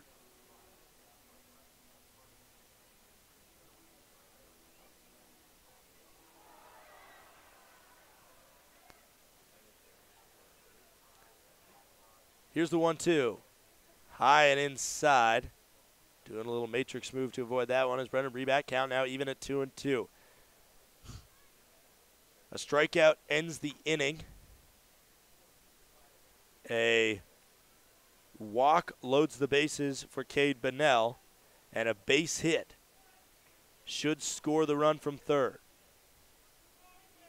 Everybody's going on the 2-out pitch as the pickoff attempt again unsuccessful over to first base. Winkler really nervous about that runner over there on first, Segal, who hasn't shown a lot with his legs this year and been taking a big leadoff every time. The 2-2 swung on. That'll be to the second baseman, Wiley. Wiley will throw to first for out number 3, but the Rivets tie this ball game up. We got a 5-5 game going into the bottom of the 6th. Don't go anywhere.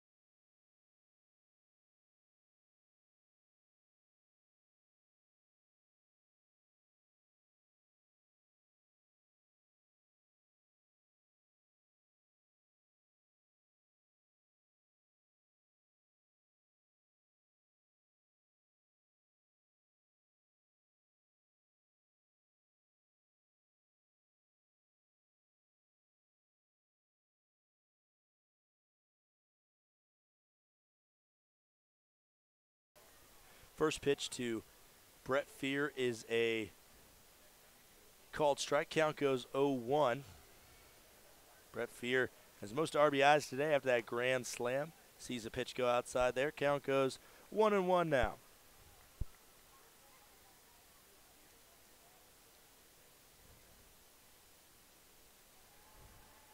Every batter that Haveman has seen thus far today, he's struck out. Fear swings on that one, and he was fooled by the off-speed pitch. You kind of see he started his swing slower and then realized the velocity a little bit too late and tried to make up for it but couldn't. Count goes 1-2. Off-speed pitch goes high that time. Count now even at 2-2.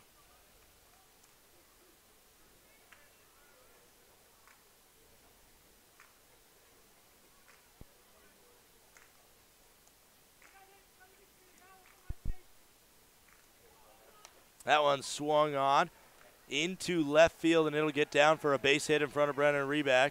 So now the leadoff batter is aboard for the Wisconsin Rapids Rafters. Brett Fear at first with no outs.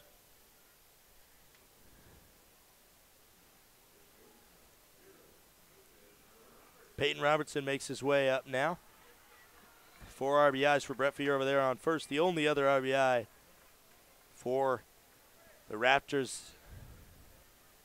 was a base hit by Fedgie Johnson that scored the man at the plate. Right now, Peyton Robertson, the shortstop for the Raptors. First pitch to him. Squares to bunt, hits the strike zone anyway. Count goes 0-1. Robertson 1 for 2. He doubled to get himself in position for what was the 5th run of the game scored by the Rafters on that Fedgie Johnson single.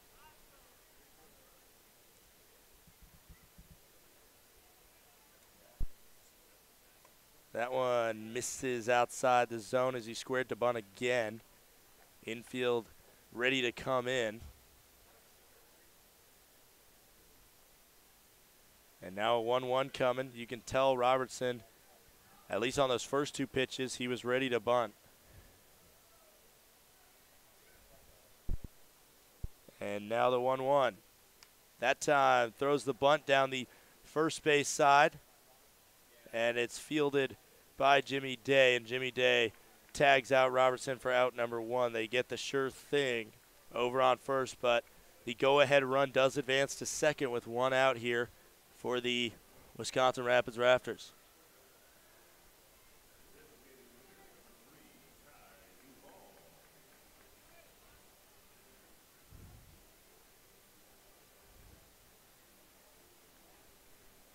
So Fear goes to second. Ty Duvall makes his way to the plate. 0 for 3 today is the DH for the Rafters. First pitch in the strike zone, 86 miles per hour. Called strike, count goes 0-1.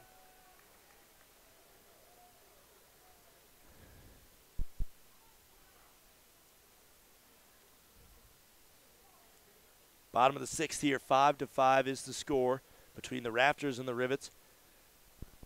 That one swung on high, fly ball down the left field line. Going to be way out of play and foul. Count goes 0-2 now.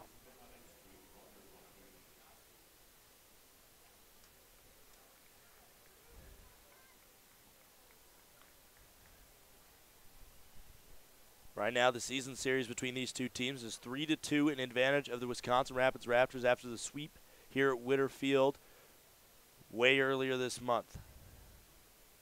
That one swung on, hit to the right side of the infield. Bunnell will field and throw to first for a 4-3 ground out, but the runner advances to third now, so the go-ahead run 90 feet away for the Wisconsin Rapids Rafters. No sacrifice opportunities available as Fedgie Johnson with a chance to get his second straight Rafters RBI. 20th pitch of the day upcoming for Dane Havman. 12th of the inning.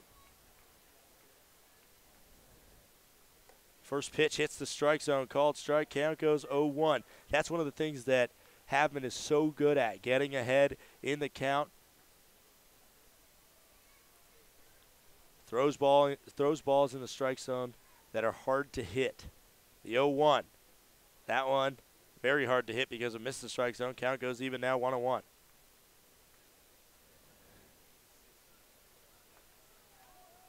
Just past the top of the hour here, 6:02, almost at 2 hours of game time. Here, bottom of the 6th inning. 1-1 pitch with 2 outs, runner on third. That one misses high in the zone. Count now 2-1. Fedgie Johnson bats in the 2 spot. The number 3 batter, Brody Wofford, a Northwoods League All-Star on deck. Fedgie Johnson, the third baseman, trying to keep this inning alive. A walk or a base hit would do it. The 2-1 swung on, foul down the third base line. And now, after a leadoff single by the Rafters, Havman 1 strike away from getting out of this inning unscathed.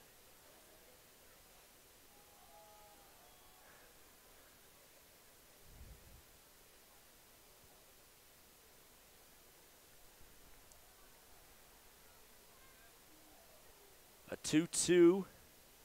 Fedgie Johnson gets set with it on the mound. Runner on third, 2 outs. Here is the deal. Fouled off, just got enough of it. Did Fedgie Johnson to stay alive. Count stays at 2-2.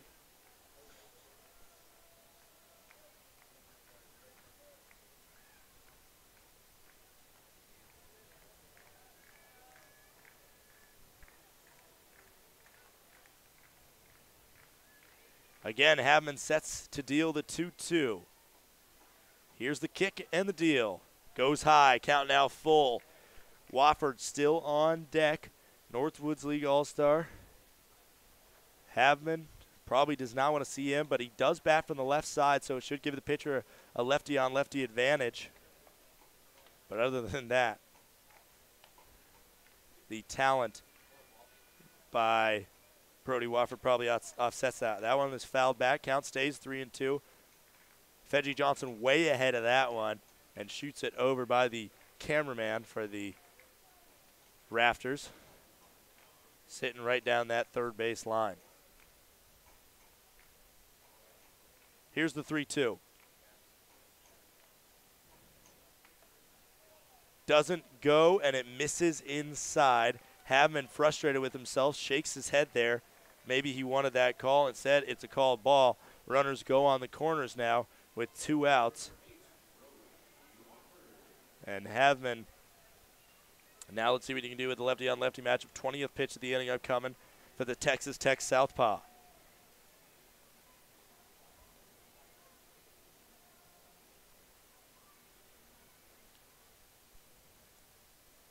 The 0-0 to Wofford, right down Main Street.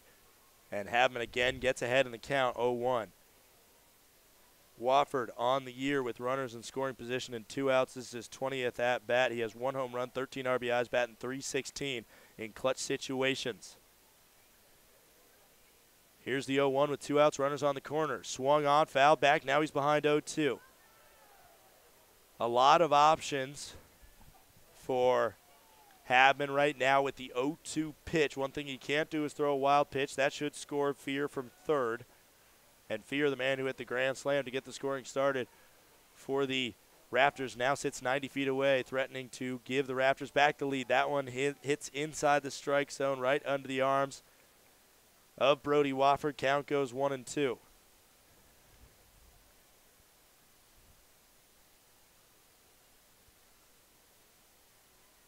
Havman sets and deals 1-2.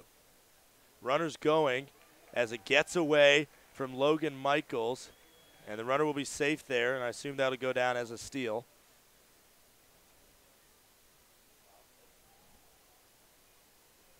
And it will actually go down as a wild pitch. Count goes to 2-2.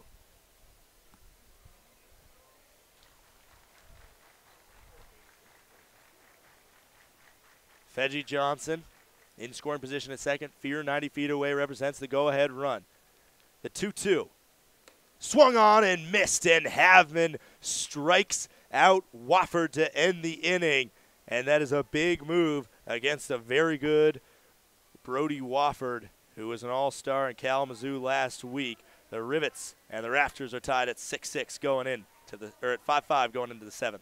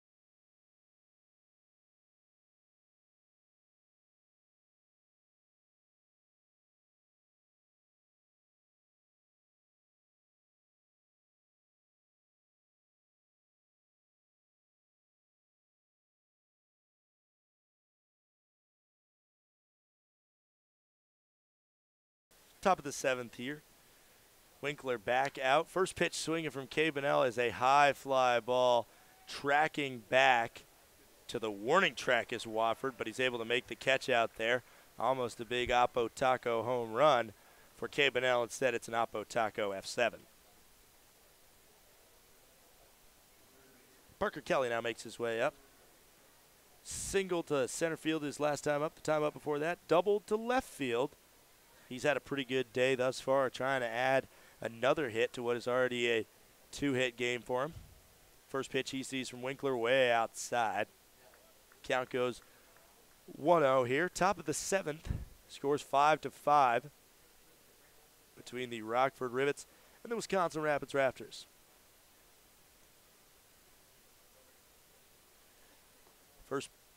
Second pitch of the at-bat misses outside. Count goes 2-0. Let's check in on the Northwoods League scoreboard. A lot of games going on this Sunday, spattered throughout the day. Already said Battle Creek beat Green Bay 7-6. Rochester beat Wilmar 11-3 as that one is grounded right to Wiley over at second, who throws to first for a 4-3 ground out. Out number 2 here. And now Parker Bates makes his way up. He's struggled today after a 5 RBI performance yesterday. 3 for 6 as well. He is 0 for 3 today. Rochester beat Wilmar 11-3. St. Cloud 13-11 over Thunder Bay. Eau Claire Bismarck ended in a tie. It was called 0-0 after 6 innings. That one misses inside. Count goes 1-0.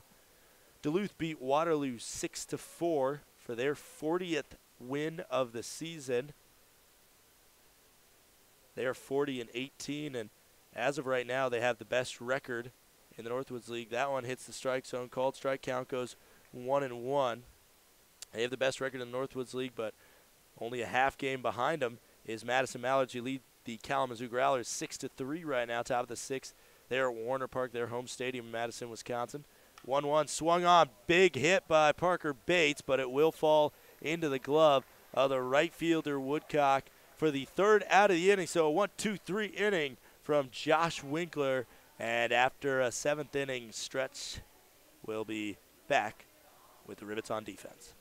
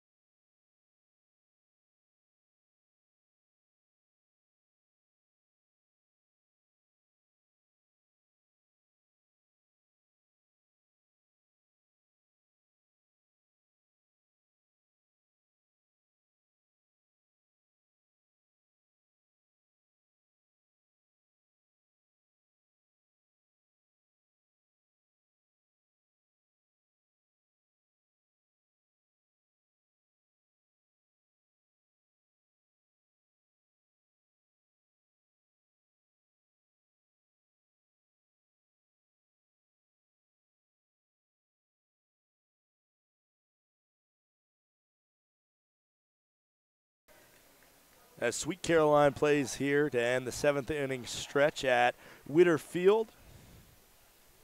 The Wisconsin Rapids Rafters take to the plate, and a bunt that is popped into the glove of Havman. Great fielding by the Texas Tech pitcher, coming off the mound pretty quick there. And so Jacob Dunham goes down with a bunt pop out for out number 1.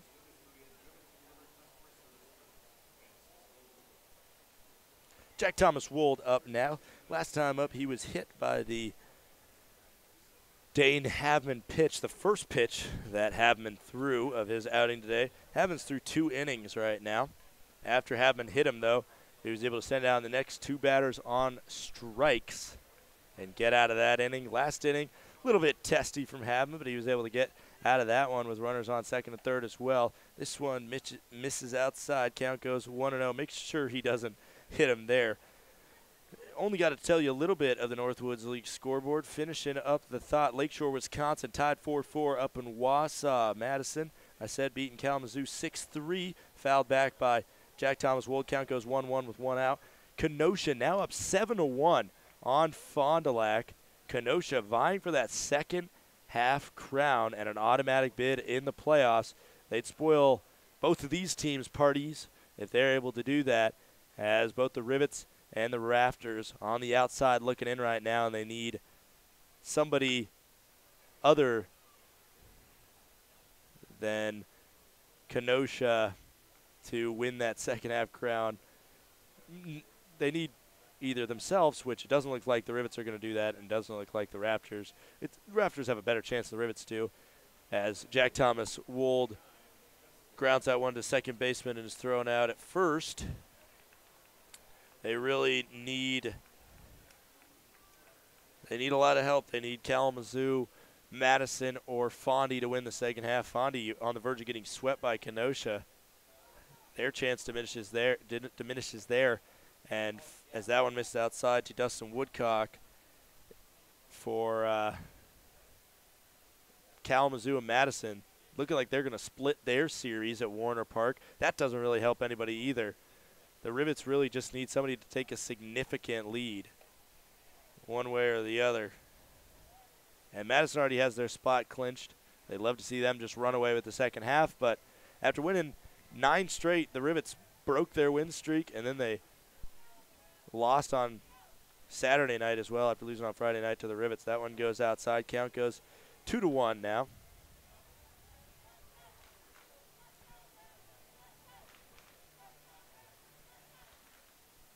Two-1 with 2 outs after a bunt pop out and a 4-3 ground out.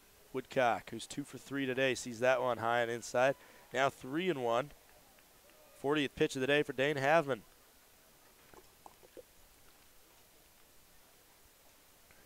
Other game that's just about to get started, the final game of the day, Mankato and La Crosse. After today, 14 games remain, as that one is fouled off and out of play. Count now goes full at 3-2. And you take a look for the Rockford Rivets. All 14 games with a lot of significance, including 4 against the Kenosha Kingfish. All those are very important. They've also got 2 more tomorrow and the next day against these Rafters, also very important games. The 3-2 misses high, so Woodcock will get a walk to first base. Tanner Probst warming up in the Rockford Rivets bullpen last night. He's become a fixture out of the Rockford Rivets bullpen this year. One of the go-tos, and for a lefty-heavy lineup like the Rafters have tonight, definitely somebody that Brian Smith would love to call upon, as Dane Havman has done well out of the bullpen. The lefty from Texas Tech through 2 1/3 has not allowed a run and only allowed 1 hit. He has walked 2 and hit 1 with a pitch, though. First pitch to Wiley is outside. Count goes 1-0. Rafters trying to start a 2-out rally here. Woodcock got to first on the walk. And now Wiley making his way up. His second at-bat of the game after coming in as a defensive substitution for Victor Carlino midway through the game. The 1-0. That one will hit the strike zone. Called strike. Counts now even 1-1. Bottom of the 7th inning here.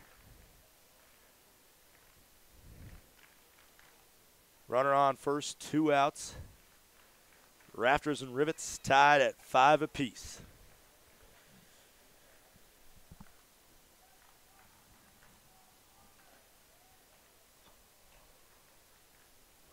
1-1. Misses high and away. Count goes 2-1 now. Let's see what Wiley can do with the hitters count. The Kalamazoo College infielder started yesterday. And had an error defensively and struggled at the plate just like most of the Raptors batters did. That one swung on, and it's going to get by the first baseman.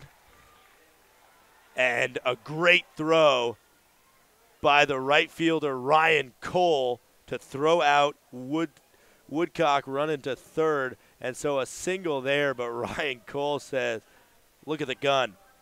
That'll end the 7th inning. We go to the 8th, tied at 5-all.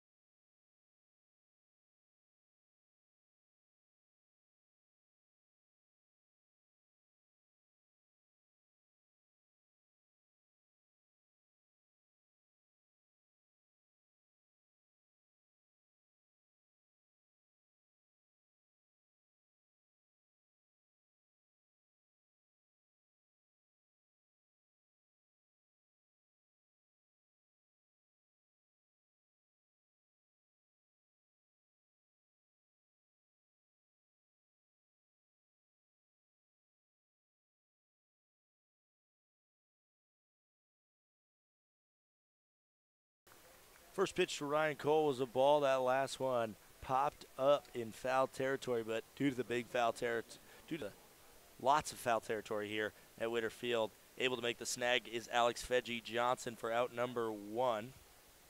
Here in the top of the 8th, one of these sides, either the Rivets or the Rafters, trying to do something here to push them into the lead and get this ball game over with, as we're counting down the innings until we have to go more.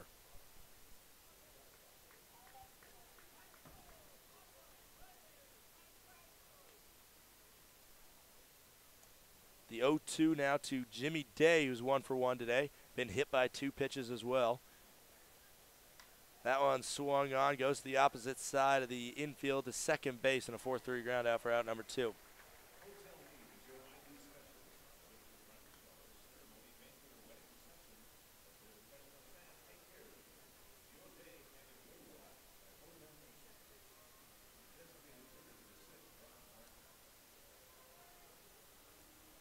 Now with 2 outs, Brock Martin makes his way up.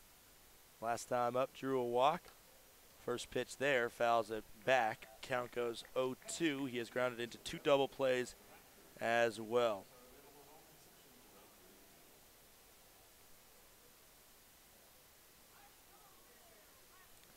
That one will hit the inside of the strike zone, even though Brock Martin had to move out of the way of it. Count goes 0-2, just nick the inside corner. And now the 0-2 with 2 outs. Josh Winkler trying to get rid of these rivets quickly, and he does on a swing and a miss by Brock Martin. The Rivets will get another chance for the top of the 9th, but first, the Rafters with their last chance to put some across the board and try and make it so there's no bottom of the 9th. We'll be right back.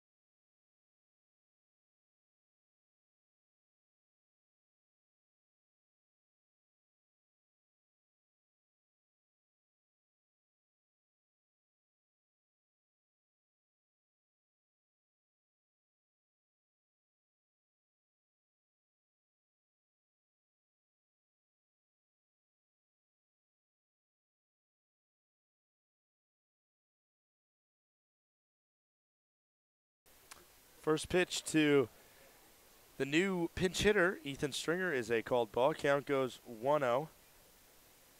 That one check swing, didn't go. Ball misses. Count goes 2-0 now. Tanner Probe still warming up in the Rockford Rivets bullpen. He is likely going to be called upon to come in after Havman's night is done. The question is, when will it be done? The 2-0 hits the inside of the strike zone. Called strike. Count goes 2-1 now. Ethan Stringer coming into this ball game most likely will play center field as he replaces Brett Fear, who came in to pinch hit late in the game last night and hit a home run in that opportunity. As that one misses, count goes 3-1 now. And another situation where Craig Noto's trying to get a pinch hit, if not a home run, like he got out of Brett Fear last night. Kind of a weird substitution considering Brett Fear's had a really good day today, including a grand slam. That one will miss, and it will be a 5-pitch walk to lead off this inning, uncharacteristic of Dane Havman, who's kicking a lot of dirt there on the mound, trying to figure out his footing. Peyton Robertson comes up now, 1 for 2 with a sacrifice bunt, a double and a ground out, and a run scored.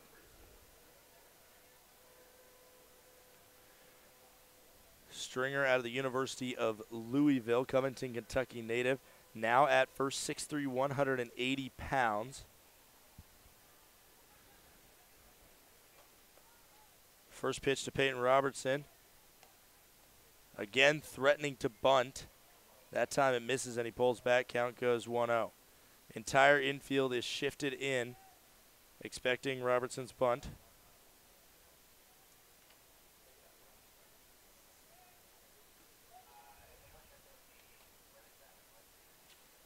Here's the 1-0. Again, squares to bunt. That one's a high foul ball, and it goes right over near the first base camera for the Rafters. lands safely, and the Rivets, or the Peyton Robertson will get another chance to try and throw down a sack bunt. The 1-1 now.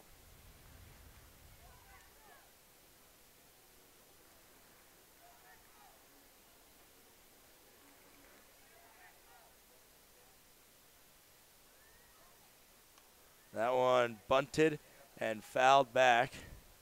Count now 1-2. So with 2 outs, with 2 strikes, got to be very careful about bunting opportunities. Does Peyton Robertson? As if he bunts it foul, it'll be a strikeout.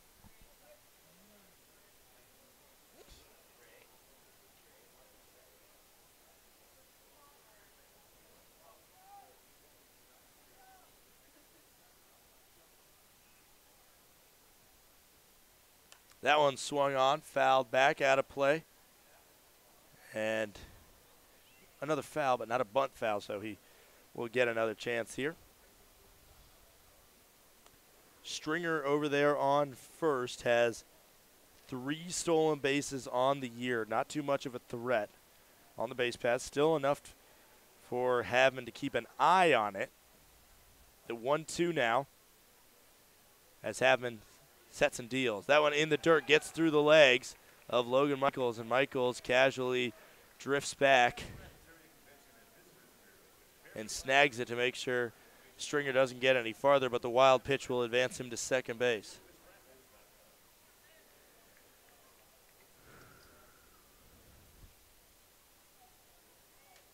Go-ahead run at second now with no outs. Peyton Robertson, a base hit here, could push him across. That one misses inside, now counts full. Dane Havman, if he does walk Robertson here, the first time all year that he's walked 2 batters in a row.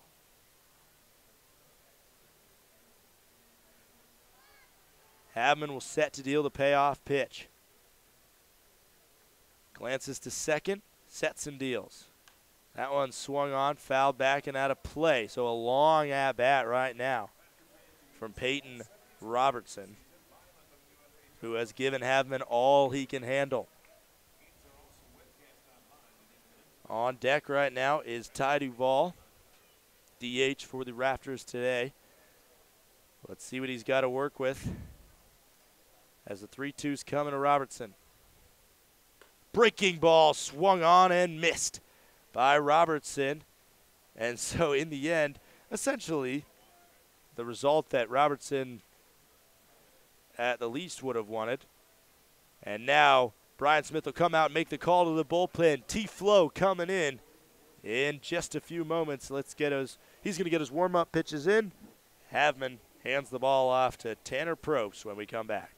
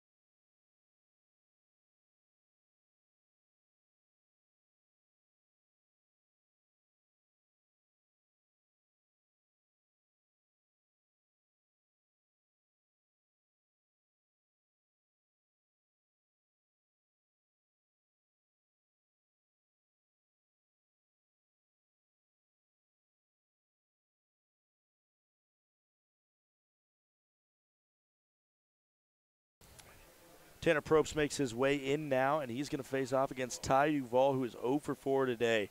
2 flyouts, a strikeout, and a ground out for Duvall. But now his biggest at-bat of the game here, bottom of the 8th, tie game, runner on second. Big chance, but he's going to have to do it against one of the best lefty-on-lefty pitchers in the South Division of the Northwoods League. Tanner Probst, first pitch goes outside for a ball. Count goes 1-0. Tanner Probst, 3-1 on the year, 3.37 ERA, 14 games played, been a workhorse for the Rivets this season. Only 4 games away from the most appearances by a Rivet pitcher in a season. Last time out, through 2 innings, allowed no hits, no runs against a very good Madison Mallards team. Did have 2 walks out of his 8 batters that he saw. Everybody else, though, he got out. 2-0 coming to Duvall from Probst.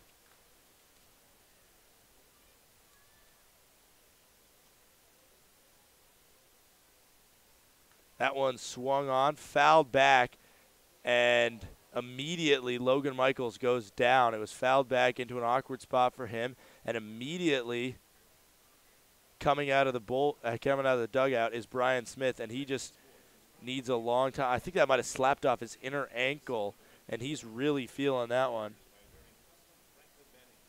As the trainer comes out immediately now too, and the last thing you want to see if you're a Rivets fan right now, as there is no other option at catcher, and Zach Thomas, the assistant coach for the Rivets, has come out as well. They're all for Logan Michaels here. Just a bad situation where he's going to be all right because he's going to have to be. And the crowd applauds as he stands up. He's going to be walking weakly on that, but right now, as the catcher, really as long as he can still catch, he's going to be in that ball game. Batting not a priority for him today. Neither is being all over the place. He just needs to be that force that a good catcher is behind the plate. And he's done very well the last couple days of making sure that he keeps the Rockford Rivets pitchers in checks. He helped Brad Littleton recover from a 5-run bottom of the second as that one hits the strike zone. Called strike. Now the count goes 2-2. He's still walking gingerly on that right ankle, but really no other option. A 2-2 coming as Tanner Probst sets on the mound versus Duvall, who's 0 for 4 today. 2-2 swung on and missed, and a big strikeout for T-Flow to get the second out of the 8th inning. Both teams want this game so badly, as with the regular season ending 2 weeks from today, this seems like one of those games that has a meaning that's much more than just a singular game. It kind of will set the mood for the remainder of the season. This series as a whole as well, between the Raptors and the Rivets, will set the mood. There's a called strike in there as T-Flow coming right at Alex Veggie Johnson. Veggie Johnson 1 for 3 today, walked his last time up, singled his second at bat. 278 on the year, 5 ribbies. A base hit here. Stringer will be going on second, and decent wheels for Stringer.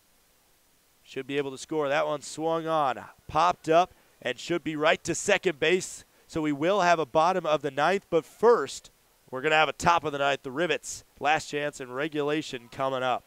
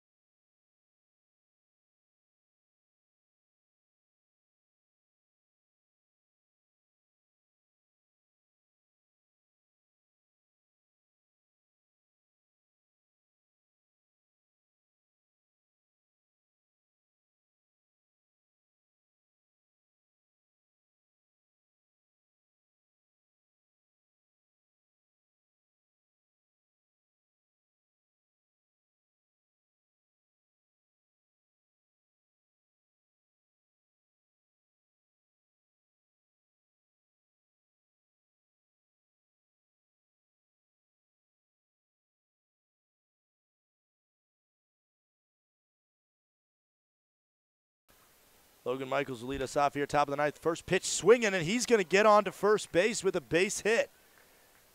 That one right between Fedgie Johnson at third and Peyton Robertson at shortstop, and the Rivets are all of a sudden threatening, as that was Logan Michaels' first hit of the game in a game that he's really struggled. Struck out twice to start this game, but now in the top of the ninth, when the Rivets really need it, he's able to get on to first against Josh Winkler, who's been pitching pretty stellar out of the bullpen today. Segal makes his way up. Last time up, he had an RBI single that scored Justin Day from second.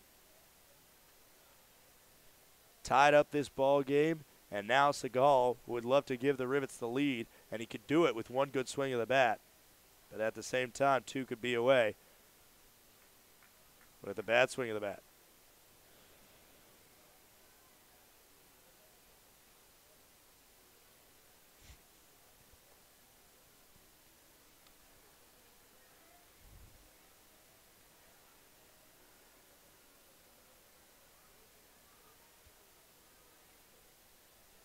The 0-0 coming to Segal. He squares to bunt.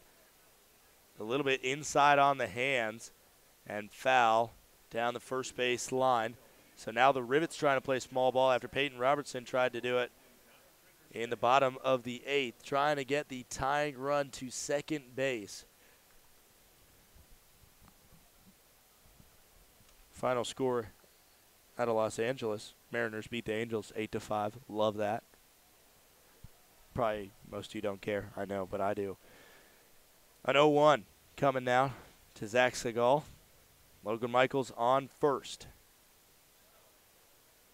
Slide back in safely. Logan Michaels picked up that knock on his ankle, and on that base hit, wasn't running really fast to first, as he knew he was going to be safe, so just being light on that ankle. As that one misses outside, count goes 1-1 again. Segal swears to bunt. Right now, all he needs is a good bunt, and he'll put the go-ahead run in scoring position. And at the top of the ninth, if that run does score, very possibly could be the winning run. Again, squares to bunt, and again fouls it away. Count goes 1-2 now. Segal frustrated with himself, and now he has lost the sacrifice bunt opportunity. He could try and bunt again, but if it goes foul, it'll be strike three. Infield still, both corners still cheating in a little bit. Fedgie Johnson over there at third, in further than he would be, right on the edge of the infield grass. Another pickoff attempt over to first by Winkler. Throwing 40 pitches today. Two RBIs on the year for Zach Segal. Got his second earlier this game. That one swung on and missed, and so a 4-pitch strikeout there, and Zach Segal will have to take the walk to the dugout. Brennan Reback up now, 0 for 3 today. A big opportunity for him. Both times sent it to the right side of the infield and got out, and now Craig Noto is going to come out and call the entire infield in on the mound. Haven't seen a motion yet to the bullpen. He will come on there and have a quick discussion with Josh Winkler. Double play is a viability here.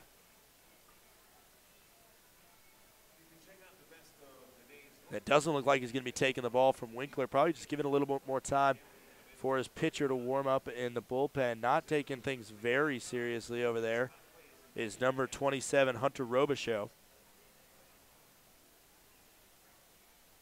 And, yeah, after a long discussion, he will take the ball away from Josh Winkler, and Robichaux will get his chance in this ball game. We'll be right back as Robichaux takes his warm-up pitches.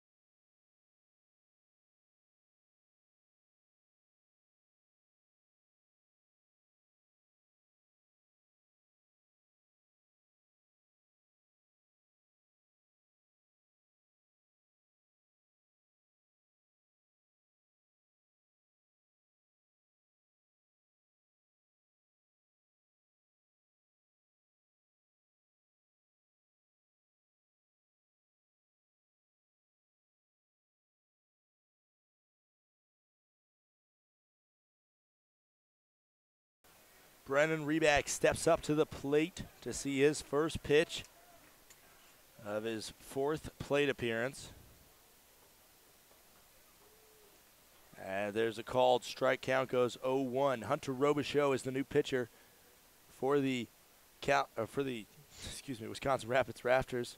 Dallas, Texas native, 6'4", 165 pounds, out of Bucknell, 0-for-1 record on the year, 3.21 ERA, 2 saves, as well in 14 appearances, 14 innings pitched, 18 strikeouts, 6 walks. He has seen this Rockford Rivets team 1 time this season, appeared for 2 innings in the 13-5 loss to Rockford on June 4th, allowed 1 hit, 3 strikeouts, and 2 walks. Swing and a miss there, makes the count 0-2, trying to deal with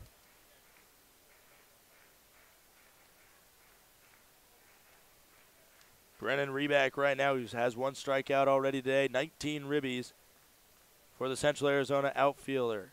Singled. That one's a swing and a miss, and so a strikeout there on 3 pitches, and now Cade Bunnell makes his way up. 2 flyouts, a ground out, and a double for Cade Bunnell so far today with 2 outs. Logan Michaels on first, should be going on anything, so another double here from Bunnell.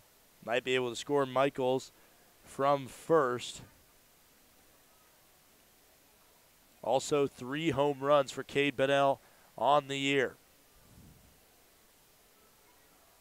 1 of them in Madison, 1 of them in Battle Creek, and 1 of them at home in Rockford. First pitch is inside for a ball. Count goes 1-0. Last time out, Robichaux threw 1 inning against the Battle Creek Bombers, allowed 1 hit, struck out 2, did not allow a run to cross the plate. Time before that was one of his worst appearances. Allowed 2 runs and got no outs. Both of them earned on 1 hit against the Green Bay Bullfrogs. Picked up the loss in that game.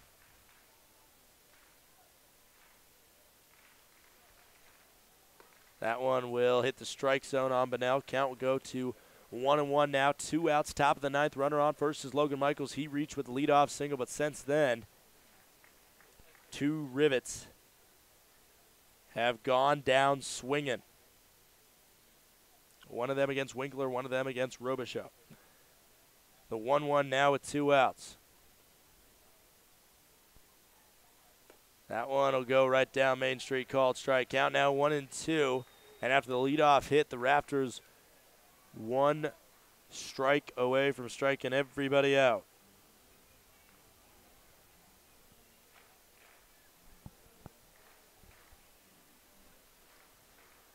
The 1-2 with 2 outs, runner on first, 5-5 ball game here, top of the 9th.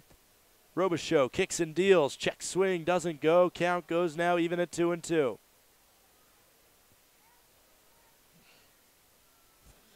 One more ball, and then Logan Michaels will be going on every pitch.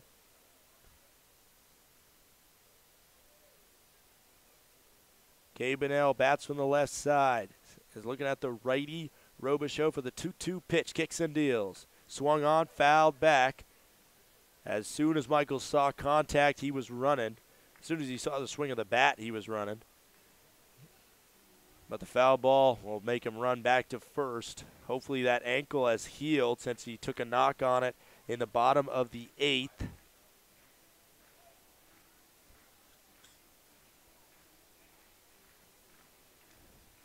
And another 2-2 with 2 outs coming. Runner on first, top of the 9th. 5-5 ball game here. Swung on and fouled that one back. So again, just staying alive is Cade Bunnell. 10th pitch upcoming for Hunter Robichaux. Robichaux, opposing batting average against him is 170. Opposing on base percentage, 274. A whip of 1.07. Here's the 2-2 with 2 outs. Breaking ball misses off the plate. Count goes full now, 3-2. Logan Michaels will be going on any pitch. Robichaux calls off Jack Thomas Wold off of first there. There's a big hole in the center, and Logan Michaels is going. It is hit and is out to left center field, but the center fielder Stringer is under it, and we're going to the bottom of the ninth, all knotted up at 5 apiece. We are in walk-off territory right now for the Raptors. We'll be right back.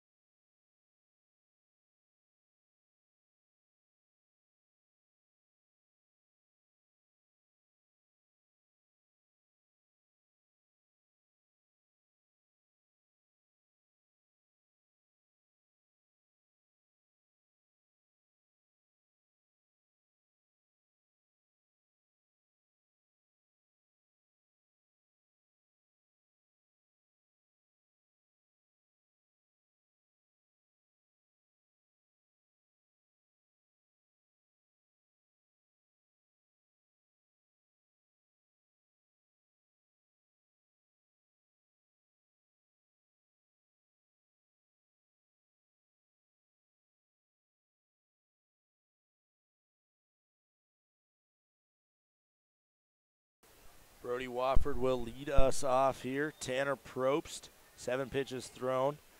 First pitch there, misses low on outside. Count goes 1-0. Any swing of the bat here could end this ball game. Last night, in the bottom of the ninth, the Rafters hit a home run. It was a different scenario as they were down 10-0. Swing and a miss there makes the count 1-1. Very different scenario right now, but nonetheless, they're able to do the same. It'll be game over, and the Raptors will take game 2 of 4 straight games between these two. That one fouled back. These two teams meet tomorrow at Rivets Stadium. 6:35 for that one. 6:35 as well on Tuesday.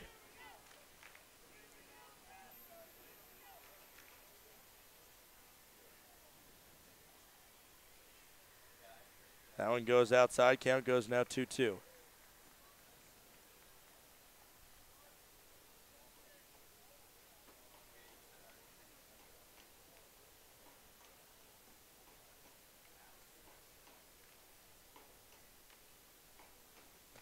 Swung on, fouled back and out of play. Count will stay 2-2 now. Wofford at the plate, 0 for 3 today. Has been hit by a pitch. Tanner Probst at the bump for the Rockford Rivets. 2/3 of an inning pitched already. Here's the 2-2. Swung on, high fly ball, drifting up into left field, and Renner Reback camps under it for out number 1. The way it's going to go here, with the fact that we are in the bottom of the ninth, is every fly ball is going to get a couple gasps from a few members of the crowd here who are still trying to read it, and then Even myself, I might misread some balls.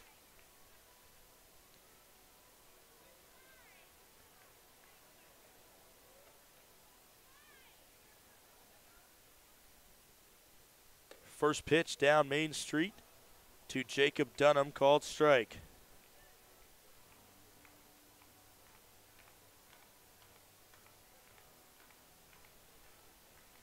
The 0-1 now to Dunham from Tanner Probst. That one just misses. Count goes even now, 1-1. Dunham is 1 for 3 today. He has a walk and a single. That one swung on, foul down the third base line. Parker Kelly gets over to it, but luckily doesn't have to try and make the throw across the diamond for that one. As now a 1-2 from T-Flow to Dunham is upcoming.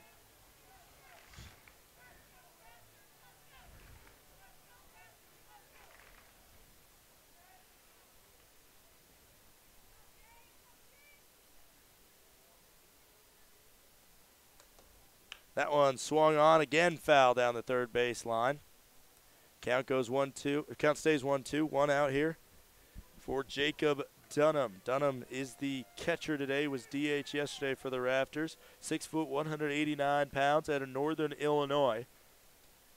Playing a Rivets squad that is closer to where he goes to school than he is right now. That one swung on to short. Segal Fields cleanly throws across the diamond, on point for out number 2. Tanner Probst still under 20 pitches on the day. Next one will be 19, and it'll be against one of the best for the Rafters, Jack Thomas Wold. Single and a hit by pitch today for the UNLV first baseman.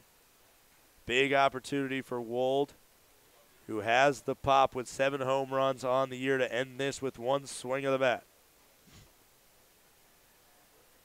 The 0-0 coming from T-Flow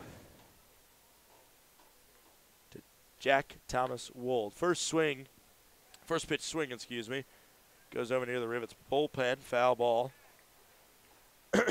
Count goes 0-1. We haven't seen a run scored since the top of the 6th inning when the Rivets knotted the game up at 5 apiece. That one misses low and in the dirt. Count goes even now, 1-1.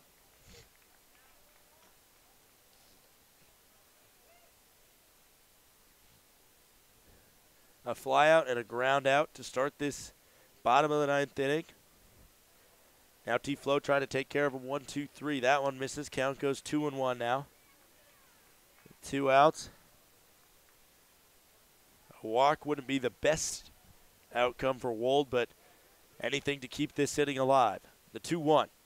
That one inside, called ball. Count goes 3-1 now. On deck, Dustin Woodcock. What a return that would be for him if he's able to end this game. This is his 4th year as that one is swung on down the first base line, nabbed in fair territory by the first baseman, Jimmy Day. And we got bonus baseball here in Wisconsin Rapids. Don't go anywhere. We'll be right back for the top of the 10th.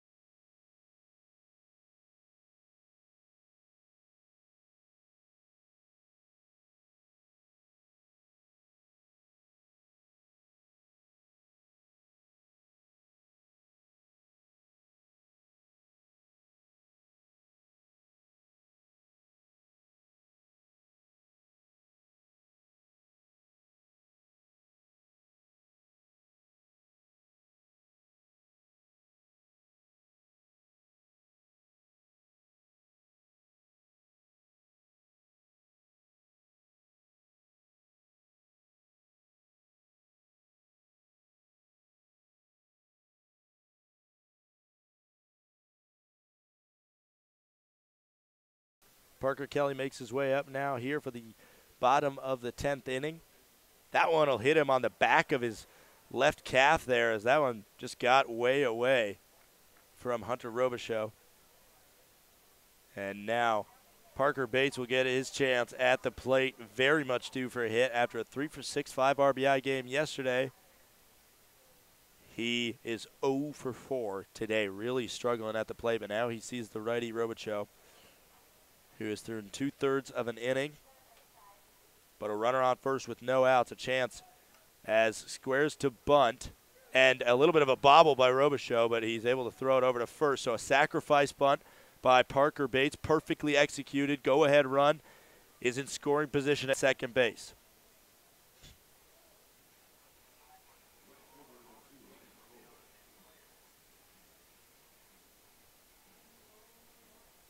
Ryan Cole makes his way up now, and Ryan Cole has earned the nickname Ryan Cool because he stays cool under pressure. And right now, one of those very pressure-heavy situations. And let's see if Ryan can keep up with the nickname. And the intentional walk sign is put on right now. And it will be an intentional ball there, as Ryan Cole, already a home run today, not about to mess around. 1-0, 2-0 after another intentional ball. And it'll open the door for Jimmy Day to come up. This is his first weekend playing with the Rockford Rivets. Yesterday was his first game, this game number 2. Another intentional ball goes way outside. Count now 3-0, and Ryan Cole pretty content standing there and half-heartedly getting into his batting stance. The 3-0. And an intentional walk puts Ryan Cole on first base. So the Rafters opt not to mess with Ryan Cole and take their chances with Jimmy Day. Jimmy Day 1 for 2 today. Grounded out to second base his last time up. Hit by 2 pitches tonight, as well as a single to right field.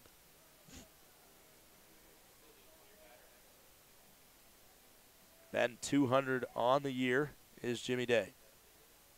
Like I mentioned, only his second game as a Rivet. That one hits the strike zone, called strike. Count goes 0-1. 1 out, runner on first. Double play opportunities is in effect with force outs at third, second, and first. The 0-1 now to Jimmy Day. That one misses high and away. Count goes even now, 1-1.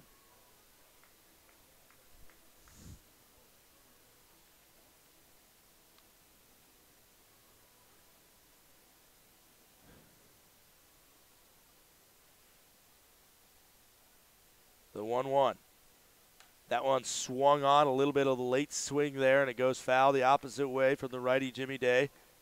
And now, count is 1-2. The Rivets haven't been able to come up with big hits in situations they needed it.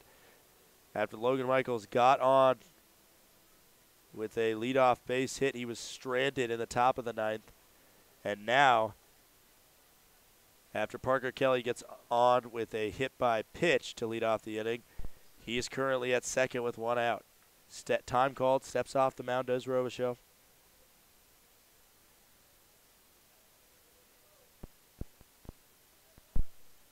A 1-2 with 1 out coming to Jimmy Day. That one will be a called strike 3. Jimmy Day doesn't like it. He thought it was a little bit low. But nonetheless, now the door's open for Brock Martin to step up. Brock Martin struggled today. Other than a walk, he has grounded into 2 double plays and struck out once. He struck out to end the 8th inning his last time up. 11 ribbies on the year for Brock Martin, and oh, what a ribby this would be if he's able to find grass. First pitch from Robichaux. Right down Main Street, called strike. Robichaux coming right at these batters, and the Rivets don't have an answer for it. Strike percentage for Robichaux, 59% right now. 13 of his 22 pitches have been in the zone. The 0-1 now to Brock Martin. Steps off. His Texas Tech teammate, Parker Kelly, is on second base right now. Red Raiders having effects all over this game as Dane Hammond came in and threw a few good innings of relief. 5 runs in the bottom of the second. The Rafters haven't scored since then. That one goes outside, but good snag by Dunham behind the plate. Counts now even at 1-1. 2 outs here. 9 hits by the Rafters, 7 by the Rivets. 2 errors by the Rafters. And a clean game defensively from the Rivets. Parker Kelly on second base. He's going on anything. The 1-1. Swung on. Up the middle. Should be a playable ball in center field. And it is for Stringer. And another F8 ends the top half of the inning. We'll be right back for the bottom of the 10th.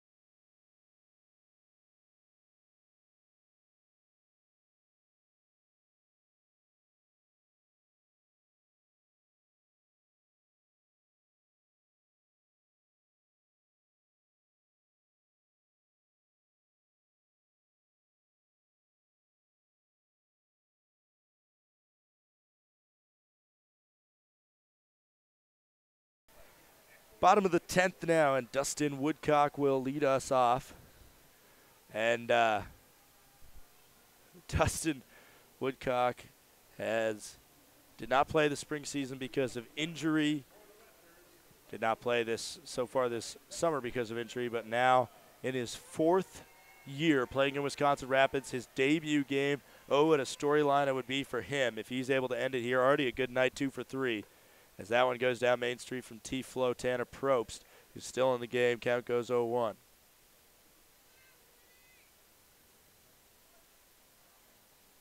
Bottom of the 10th inning right now, 5-5 between the Rafters and the Rivets. That one goes outside. Count goes 1-1 now.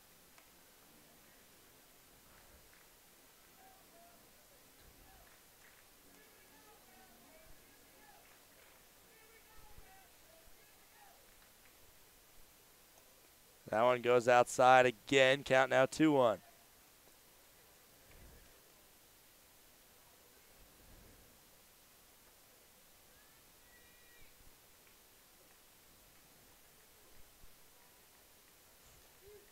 The 2-1 coming now.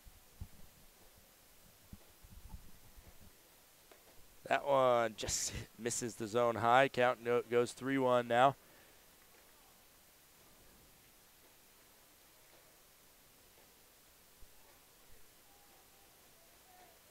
The winning run is represented by Woodcock at the plate, and now the winning run will head to first base. As a ball inside there. is a 5-pitch walk. No action going right now in the Rockford Rivets bullpen. Not much movement at all. And this might be T-Flow's game to win or lose. Jordan Wiley now making his way in. He came on after the starter for the Rafters, Victor Carlino, came out. A bunt put down there, and maybe a chance for him to get over to first. And as it's dropped over there by Jimmy Day, and a lot of confusion. Jimmy Day saying that his arm was hit by Wiley passing by. And one of those situations where when you see a play like that, you immediately think of the playoff series between the Red Sox and the Yankees, in which A-Rod hit the glove out of the first baseman's hand. And he was called out on the play. I don't know if Wiley did that intentionally, probably not. But nonetheless, it was hit out, and he is called safe over there. And now in a very critical situation with an out really being needed by the Rockford Rivets, that bunt works out, and it gets down for a hit. It was a little bit of a high throw from the catcher, Logan Michaels. But it works out really well there, as I think that'll be scored a hit. And it will, as it was a close enough play for Wiley over there. And that catch, the ball was dropped by Jimmy Day over there. Don't know how much of an effect Wiley had on it. He immediately claimed that Wiley contacted his catching arm, that left arm. But now Ethan Stringer at the plate with no outs and a runner on second. Woodcock represents the winning run on second, again putting down a bunt. And again, a bad throw, but a good snag by Jimmy Day as Probst rushed the throw there. And all of a sudden, we might have a situation where we see 5 infielders because Jimmy Day just snagged that. And now Brian Smith will come out, and let's see what he decides to do here. As another bunt for hit. And maybe that one will go down as an error. It will go down as an E1 on the misthrow by Tanner Probst. And the bases are loaded now, no outs.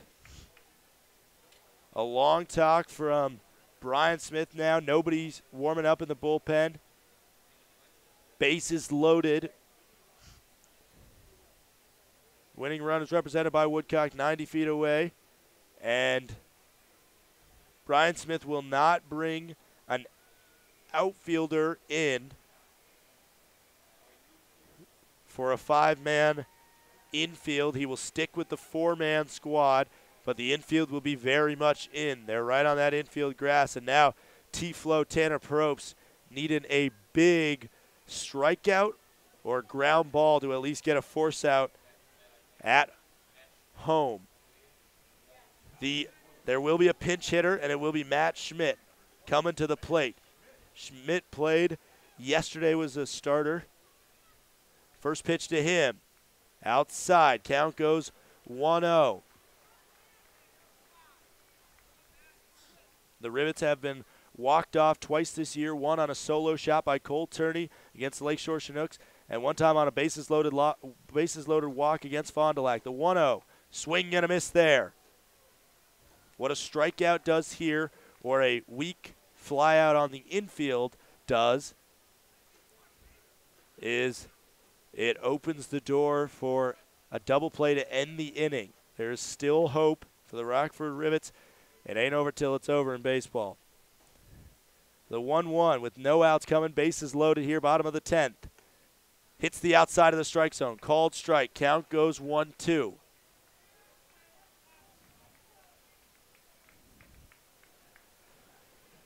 A 1-2 coming. Big two-strike pitch here from Tanner Probst against Matt Schmidt.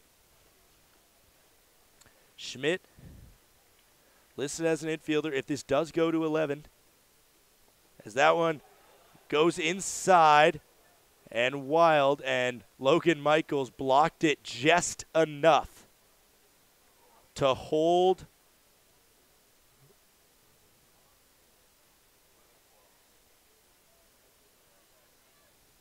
Woodcock at third.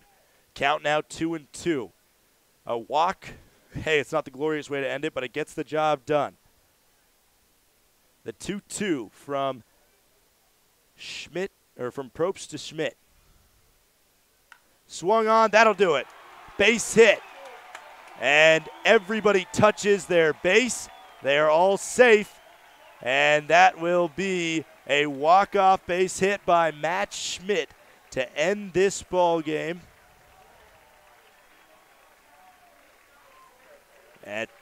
So Tanner Probst will get saddled with the loss here today. The win will go to Hunter Robichaux. And a tough go of it for the Rivets, who left batters on late there. And there will be no handshake after this game due to the fact that these two teams play a two-game stretch starting tomorrow in Rockford, 6:35 at Rivets Stadium. Again, Matt Schmidt with the walk-off RBI single. And they split this series in the home of the Wisconsin Rapids Rafters.